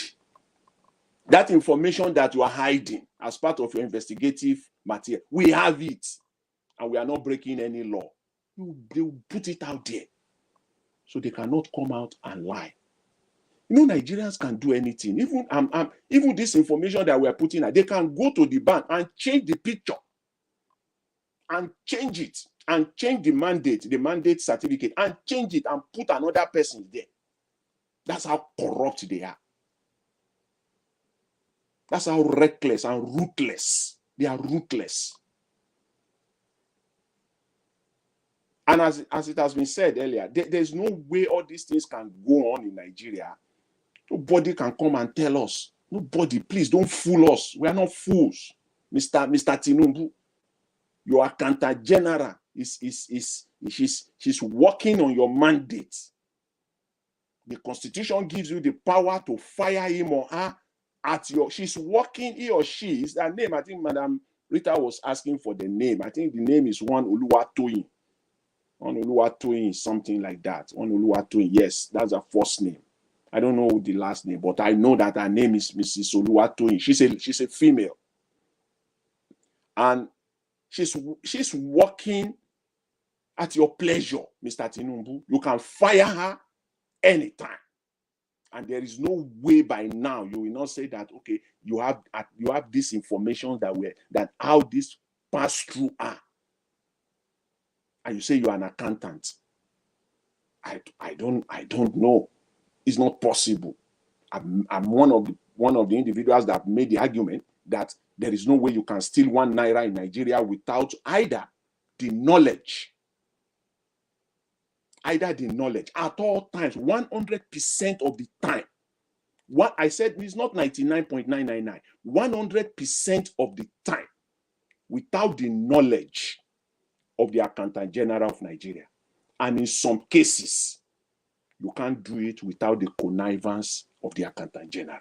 It's not possible. Let's get that straight. The Accountant General must be aware of it. Maybe for one reason or the other, you misrepresented the information, you lied to the Accountant General, you did not provide the document, you know, misrepresenting information and materials and document, and then he or she sign off on it. She's aware, the Accountant General is aware of it, but she's not part of it because you misrepresented information. You lied to her. You fake document, you fake signatures, and you submitted it, and she signed off on it. And then you are able to siphon and steal the money. That's possible. I'm not taking that away. That is possible sometimes. That's possible. That's possible. But there is no time that the General of Nigeria will not be aware of 1 naira being spent. No way. It's not possible. What the only time that the Accountant General will have knowledge of it, and you see, I'm saying facts. I'm saying what I know. I'm saying the fact here. I'm putting it out there for Nigerians to know. I'm not going to say it. My own blood brother. I'm not going to disclose anything. My own blood brother, same father, same mother. I'm not going to say more than that. He is the auditor of one of the top parastatals in Nigeria. I'm not going to mention name. I'm not going to mention the parastatal so that there will be no, if fallback. So it's better, don't mention no names. So I'm not going to mention name. Is the Auditor General. And in this process that I'm talking about, saying, in fact, emphatically, it is impossible for you to take 1 naira. The only way is for you to misrepresent information, deceive the Accountant General, deceive the auditor, then you get the money. Then you now go and use the money for something else. I want to use this money. It is for this purpose. We are traveling. We are going to stay there for 1 week. And this is the cost per day. We need 1 million naira. The cost of flight is blah, blah, blah, blah, blah. You deceive, you do everything, and they approve 5 million naira for you. But you didn't, you now ended up, you didn't even fly to anywhere. You didn't even travel to anywhere. And they approve you for 500,000 naira per night hotel. You go and stay in 50,000 naira per night hotel. You have deceived. That means the accountant is aware of the money. The auditor is aware of the money. But again, you still steal. That is still stealing. That is still I'm trying not to use the word corruption. That is still stealing. In that case, the auditor, the Accountant General is as free as the air. You can't do anything. It is you they will come after. But in a case where the Accountant General or the auditor collected kickbacks, percentage from that money, then it's involved too. They are all in. They are all of them. They are in. They are all in. So what is happening in Nigeria? Don't deceive us. Don't deceive us here. Don't tell us what is not here. That's why I started by telling Nigerians the fact that sometimes they say the truth is difficult to swallow, but it is the truth. You have to swallow it. You have no choice. That, see, if they really want to do this, and that if they really want to do this, this thing will end at Mr. Tinubu's table. It's important. It will end on his table. There's no way they can do that. So this is where Nigeria is right now. This has to stop. This must stop in Nigeria. If that country is going to move forward, the country must stop. I mean, this nonsense, this stealing must stop. Stealing of poor people's money. Maybe they don't get it. or maybe they know it, they are just wicked and reckless people, ruthless individuals. The money you are stealing is poor people's money. It is not your money. It is the poor people's money. That's the baby that will give you, that will let you have some empathy. That will make you to have some rethink on this thing. That this money we're taking is poor people's money.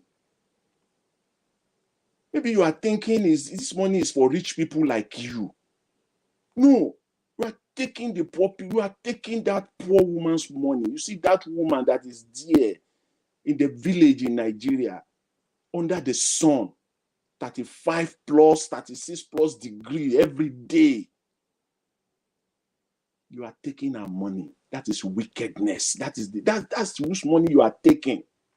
Think about it. Think about it. I will send a picture to Nigeria Watch. There's, you know, in fact, you see, when people like us talk about Nigeria, we're not just talking. We know things. There are things that we know that is going on in Nigeria. When you steal money, you steal the money of those university students.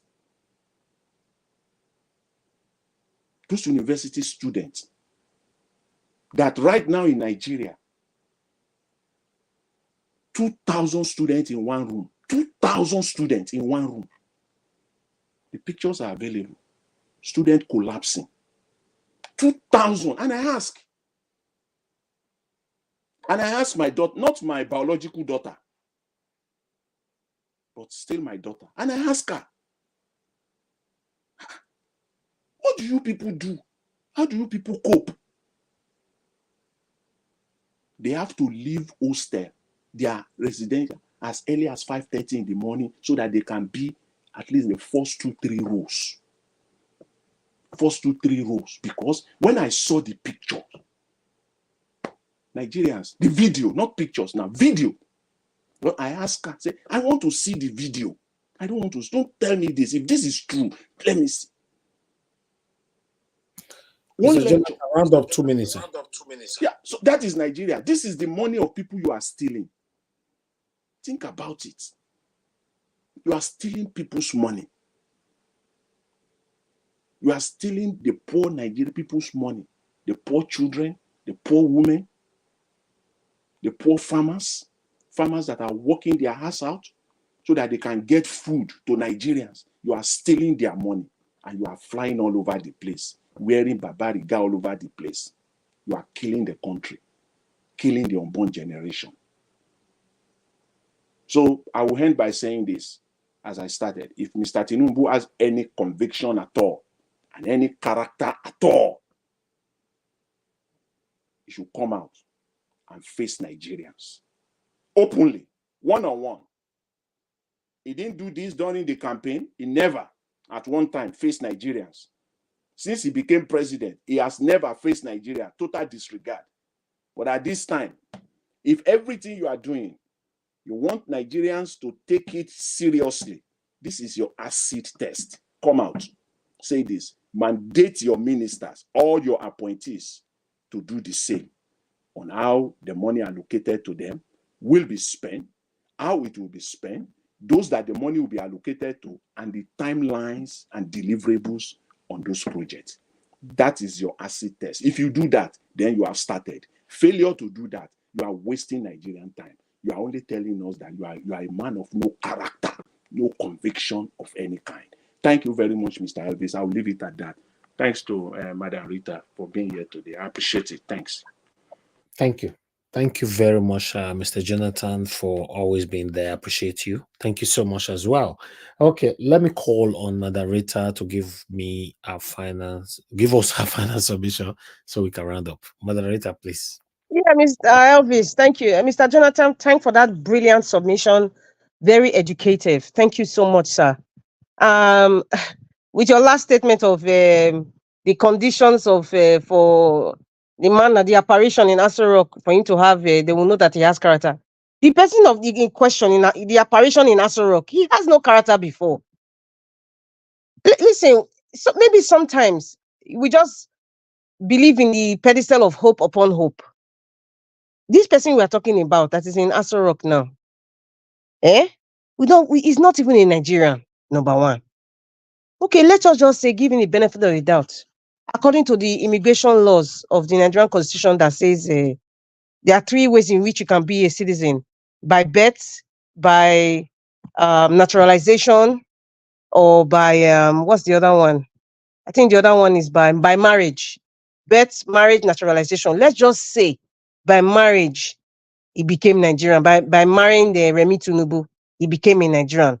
So even if he has no, with all the lies from holding a Guinean passport, or probably he came from Niger Republic or Ivory Coast and landed in Nigeria in those days where, people can come and live in Lagos, and be houseboy, or be a street urchin and all those kinds of things. And you walk your way up the ladder, and then all of you can speak the language, and then you now find a niche somewhere to claim that, okay, that's where you are from, and he picked Osun State. I'm surprised he will have picked a Lagos State now. So let it be like the Aworis and the Edo people will not say, okay, how? Where's your lineage? Because Osun State is so far that before he start to look for lineage, it's hard. So he carefully just selected that place. However, to date, we don't know where they buried his mother or father or family house to say, okay, this is where their family house is. So let us give him the benefit. He got citizenship by marriage to Remi Tinubu. I don't know about the other women. It's only Remi Tinubu I know. Let's just say that. But however, this person in question has no character. A man cannot give what he doesn't have. Whatever it is that we are hoping for. Me, I've lost hope on anything good coming out of Bola Ahmed Tinubu, the one that calls himself AKA Bola Ahmed Tinubu. This is my own personal opinion. I've lost every hope of him doing something good, or by some sort of epiphany, he says that, okay, I've now realized that, okay, Buhari, if he's the real one, we go to jail, and OBJ we go to jail, Sanusi we go to jail. In fact, the one that placed him at midnight, I gave him the certificate of return. What's his name? The fake Professor Yakubu. It ain't gonna happen. It is not going to happen.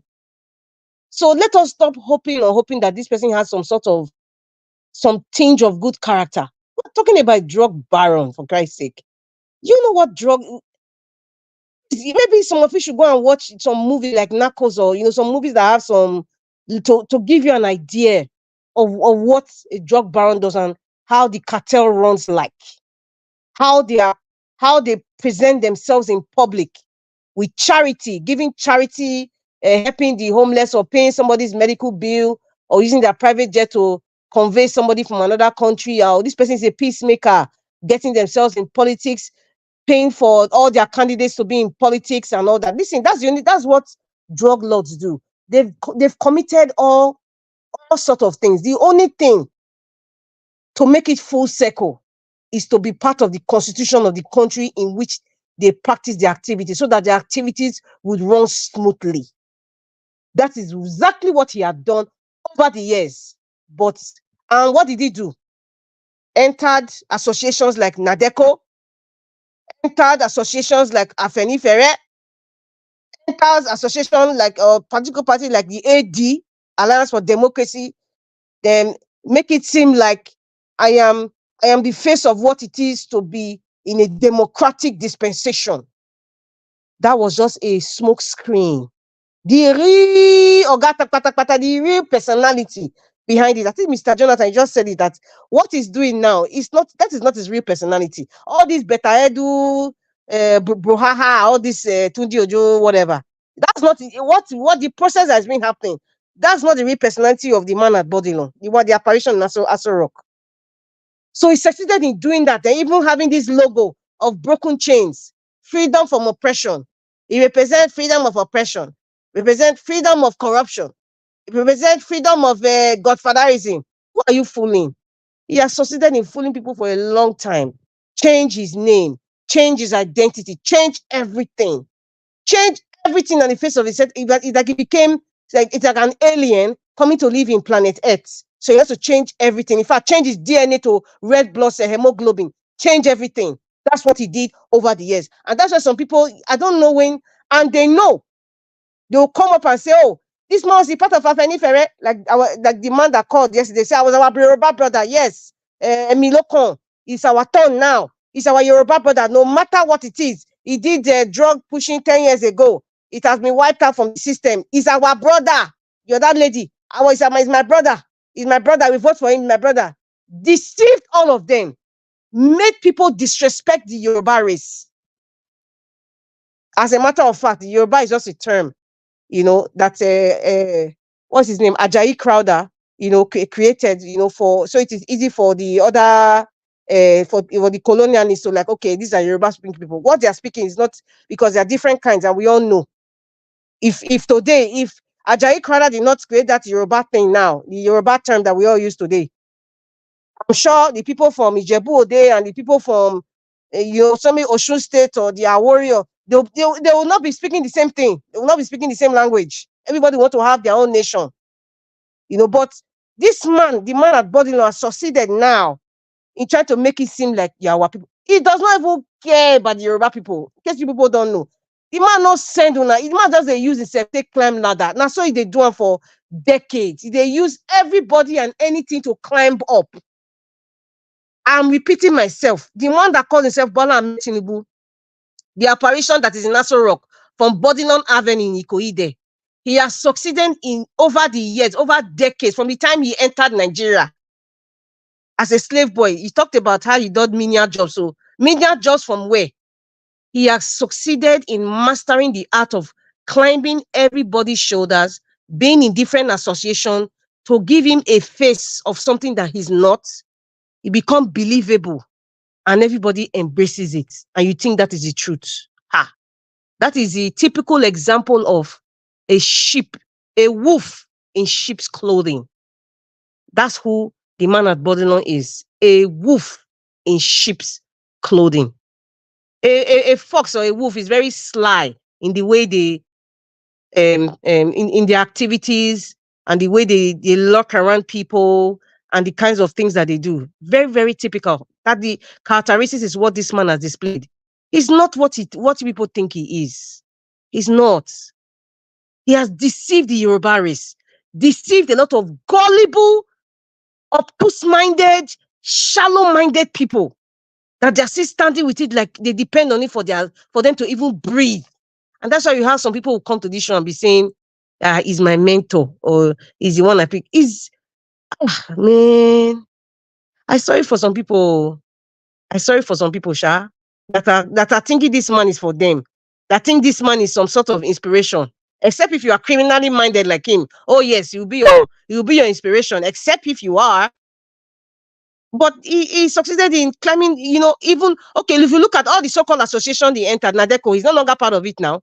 Created confusion there. Afeni Ferre, he created confusion there. Everybody's scattered. Now, because we have a strong, erudite man, God bless Ayo Adebanjo, God bless that man. I pray that he lives long enough to see Nigeria change. That man stood. He stood and he did not deter. He did not even come out from his track. That is the leader of the Afeni Ferre. He's just a pressure group. But what did he do? He now went to meet an older man that obviously he's not coherent, with all due respect to him. And now went to the other. There was no faction anyway. He wanted to now cause confusion because you are begging for acceptance. You want to buy acceptance because he has always bought his way all his life. He has always climbed the ladder by cheating, and by cheating. But however, everything dulls down because Ayo Adebanjo stood his ground. He did not derail. And that's how that matter went to voicemail very quickly. Because the people who know the truth, they know the truth. Fashoranti, yes, Fashoranti, that's the one I wanted to mention. As old as that man is, when his daughter passed on, what did this Bola Ahmed Tinubu say? I see no cows. That's what he said. So you see, he's no longer in all this association. AD, scattered AD. Is everybody one that went to PDP, ANPP, APC, everybody scattered. So he has never, any association or any group he belonged to over the years, he always succeeded in breaking it off. And then those people now realize who he really is. The gullible ones that are hungry, that don't know themselves, that have no character, tag along with him because they always want the crumbs from Bodilon Avenue. That's what you can just see the kind of person I'm talking about. He has succeeded in deceiving everybody that he's a champion of democracy. That nonsense logo, that hat with that logo, he say he represents chain. He's the one that is chaining all these people. That's what it means. It doesn't mean you are being emancipated, or the chains of suffering, of deceit has not been broken. It has been tied around people who believe in him. He's tying all of you, in case you don't know. All of you are tied by that logo chain on his heart. All of you that believe in him and that are hoping him and that are defending him. All of you are all chained, in case you don't know. That means I have chained all of them. All of you that are even printing the logo on your clothes. You are under a spell. You are being chained. If you don't have anybody to tell you, me, I'm telling you, you are being chained. So to change all these things in Nigeria, I'm going to stand my it's capital punishment. And to take a brave person, the person might not even be under any constituted authority at all. Because as right now, every constituted authority in Nigeria have different stalls in the Balogun market called Nigeria. So it will come from a brave person that can go against all odds, and the Lord Almighty is with that person to do a cleanup. Nigeria needs a cleanup. It's not by the ballot. That ballot is not going to work. Nigeria, stop voting. That constitution needs to be changed. Stop voting. Every time you vote, you make the constitution alive. Every single time you vote, you make the constitution alive. If everybody say, you know what, we are not voting. Every political party, if you say, even if it's one political party that wants to vote, we will not vote. We will go against them. We will not agree. Nobody will vote. No be no voting. No nothing. If Nigerians are ready, no INEC. Go be tied INEC to say they want to go to a polling unit. Everything will be taken down. Nobody's going to vote across the nation. Trust me, something is going to give. So please, there's no need. If Peter Obi doing what you are doing, we are going to keep talking, whether they like it or not.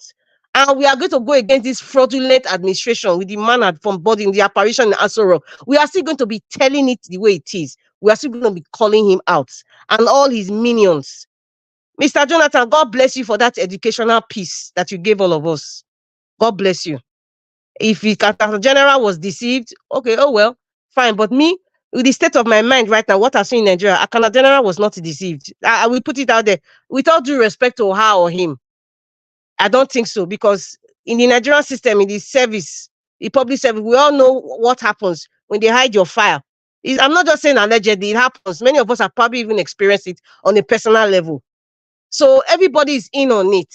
And that is why Beta Edu, Tunji Ojo, nobody they go jail. It will just be, this is just you see, they're just distracting us. They are planning to go to Davos in Switzerland. It's not this month, January. They are planning on going to Davos. And so they're not distracting us to tell us 60% come from the travel cabinet. Because Davos, you know how much the price for one person to go to Davos in Switzerland? One person. And we're not talking about the Estaco, we're not talking about the private jet, and when they, in fact, Nigeria, let's not be deceived by this Beta Edu thing. It's just one ministry. Just one that everybody's going cuckoo. Let's try NDDC alone. Or let's go to the Ministry of Works alone. What the fact that the billions that Buhari borrowed in the name of construction of roads from Dara to Niger. Or the one that they say is the Niger Bridge, the billions that they collected. You have not opened that kind of worm, so. In fact, this humanitarian ministry should be scrapped. It should be scrapped and terminated. Sorry, we're not supposed to use the T word. It should be scrapped. Ministry of Humanitarian Affairs should be scrapped. That is why they will continue to have IDP camps, because they are making billions of naira from it. They are collecting money from the international bodies in the name of IDP camps. In case you guys don't know, governors of where they have IDP camps. Edo State has IDP camp. Benue State has IDP camp. Borno State has IDP camp. Even Taraba, Pastina, Sokoto, what's the name of this Kebbi State? Because Kebbi is just at the border of, I think it's Niger. Yeah. Or one of these, I don't know, one of these, their brothers, they are intermarried. Adamawa State is just the border of northern Cameroon. This thing, there's a racket. There's a racket with this IDP. They don't want this thing to end. And that's why this war against insurgency would not end unless a brave person come and end it all once and for all. Because they are making billions of dollars, not naira, billions of dollars from this issue. International bodies are involved as well. Let's not kid ourselves. Don't expect anything from Bola, the one that calls himself Bola Ahmed Tinubu. Don't expect anything, Nigerians. Please. Don't expect anything. You're not going to see anything good that comes out. I'm not trying to be negative here or be a prophet of doom. Nothing is going to come out for somebody that cannot give you what he doesn't have. Don't expect anything. Protect yourself. Keep yourself safe, Nigerians. Because this administration is not going to save you. They're not going to protect you. They're not. Because the man has said it prior to the election. He told this Hajia woman in London when she went to a meeting, when he called for her, and he said, listen, I cannot get involved because I don't want to be pied.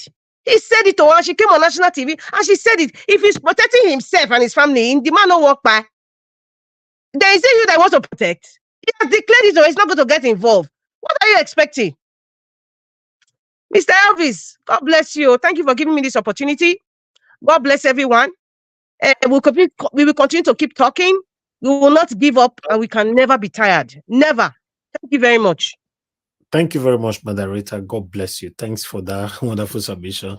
Today we will not get many people for here. You and Mr. Jonathan got the opportunity to at least, we will never talk for like more than 7 years. When I don't talk up today. Yeah, so once in a blue moon, once in a while. Exactly. Thank you so much. Yes, we have Oga CM with us. You know, Oga CM, thank you very much, sir, for joining us. Happy weekend to you. I beg, talk to us, sir. Excuse me. Niger Watch, good evening. Actually, good evening, everybody. Actually, I came in, I saw the headline. I deliberately refused to comment for the last 9 months. I'm ready to speak now. I'm not abreast of what he said, so I needed a little bit of a background. But when I saw it, I know Ozekhome can always be. He's one of the people I like listening to in matters of law and the adjudication. So I know he's not one of those celebrity SAN, those that has to tell lies or even say something that is out of common sense just to belong. So I do not know, or has he granted any interview, or he's about to? Let I watch over. Do you know?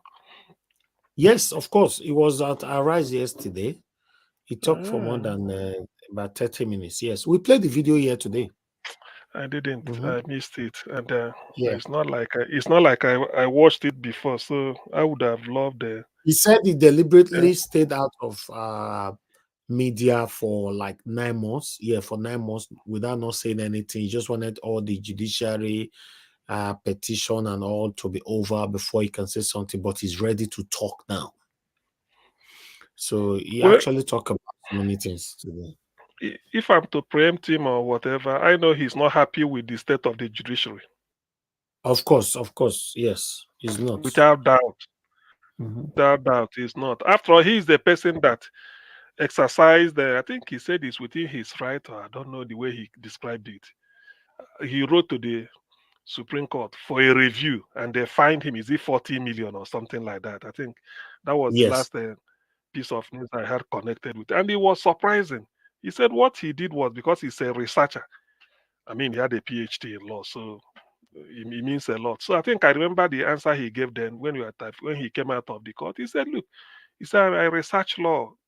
These things are supposed to be done once in a while. All he needed was he will debate with them, or deliberately they will tell him, okay, we've looked at your this thing, but we still stand by our logic, and then maybe enlighten him the more. Rather, they have to shut him up by slamming them in a fine of, I think, 40 million. To be honest with you, Nigeria is gone. But the thing is, in life, when you deliberately refuse to be hopeful, then what else do you cutting up to? We sleep and wake up every morning because we hope to. Today is Saturday. Some people must have planned what they're going to do on Monday, tomorrow Sunday. Not because of they hope that they sleep and they will wake up. That is hope. Some may sleep, some may not wake up. So I don't know the behavior of the judiciary in Nigeria. This thing called I mean, we see if you see a black pen and somebody is telling you it's red, is it because they are Supreme Court? Can we no longer? Can't we? Are we no longer aware? Can't we use our common sense? It's surprising. I think more as much as I'm frustrated, I know people like Professor Zekome will be much more frustrated because this is his profession, and when the highest court in the land is behaving like a motor park tout, So what is the hope? To the extent somebody will tell, I mean, I don't know, sometimes, you see, looking at this, okay, go to court. A judge will just accept a bribe, accept money, and do that which is not what he knows is not there. And then what is it called? The what is it called? What do I say? The impact or the devastation that his decision will cause. He does not care about it. All he knows is that they are giving judgment, and people will come and say the Supreme Court is final. To be honest, you see, but in what I always like to ask is, okay, we've been doing it. If we feel we've been doing it right, why are we in the mess we are? That is always my question. If we've been doing it, yeah, forget about, we won't copy, we won't do it the way others are doing. We do it our way. Then why are we complaining? Hey, he won. If you like, go to court. I decided he's the governor. In the end, you'll be complaining. In the end, you will say, hey, they've not paid salary, they've not done this, they've not done that, they are stealing our money. You see, if there's even if he's an armed robber, they say, he won. I've never seen a case like that. You see, the way Nigerian legal system forecloses development and progress is this. Only INEC, only whatever INEC says stays. That's what will be admitted in court. So if INEC refuse deliberately took bribe and declare the wrong person the winner, when you go to court, you say only INEC has the right to present the figure they conducted the election. When I look at all this, you see, sometimes it's just that if you come on some place like platform like this and be spewing certain things, yes, people listen to you. Some people hang their hope on some of the analysis you make and how you want to. I mean, some of the things we say here. Otherwise, what you keep saying and then you are seeing the result every day. Eh? Actually the court. So what is the point that you will seek redress? The Western world is what it is because everybody behaves. Oh, you don't pay your bill. If they take you to court, you are going to pay fine. Not that if they take you to court, the court will say, you did not do anything, that is final. The society will break down. Because even you, before going to court, you are guilty. But in Nigeria, you say, let's go and bribe the judge or the magistrate or who. In the end, they will pronounce anything and come and say, hey, it's finished now. Shebi, you gone to court. The court said this. It's a shame. Look at the mess Nigeria has become. So I'm not really surprised that Professor Zekome is kept quiet for the past 9 months or thereabout, just to observe things. And true to type, I don't think he's disappointed with what he's seen. Already in his heart of hearts, he knows that Nigeria is going nowhere, and we all know it. When judges cannot use the bench, use their conscience to foster development, because by the time you pronounce the right judgment, the right people will get into public office. Based on the judgment you give or the penalty you prescribe, it will deter thieves. But now it's no more. Eh? Under 7 months, Nigeria is harvesting criminals every angle. And the worst is that this money, they will all borrow though. In fact, somebody was telling me today, said Nigeria is borrowing money based on anticipated income from crude oil in future. Can you believe that? Eh? Okay, even if you borrow all those money, what have you been using it for? There is nothing. We can't point to anything. we cannot point to anything. You see, I don't know. In fact, that Nigeria is still the way it is today. Everybody are waking up. I don't know. That might be a miracle. I don't know. But it's a shame, really. I know Zekome is frustrated. I wish I listened to the interview, but I can You easily. can listen to it later Uh, on. Then tomorrow you can elaborate on it again. Probably yes, because I know I'm a great fan of his. I like the way he presents because he does research now. He will always tell you different countries round up and then say exactly. In fact, I find people disagreeing with him. It's rare. He's so intellectually sound that when he's talking, it's like a textbook. He says everything. In fact, like giving a lecture, not that. You may even think that he doesn't, even if he defends Labour Party today or defends PDP, if he, when he's saying something, you just listen and learn from him when he's saying. But it's people like this now, before you know it, whatever he says, in as much as you can buy judgment, things are really, it's up to here the way they say. So I doubt. I Thank you. just have sympathy for him anyway. I will I will Thank you, try and listen Augustine. to. Is there any other? I don't think there's any other topic today, probably. No, that's the major thing we talk about today. Also talking about if Tinubu really want to fight corruption, the interior minister needs to be invited. Guys, needs to be suspended. I mean, see, so what I want.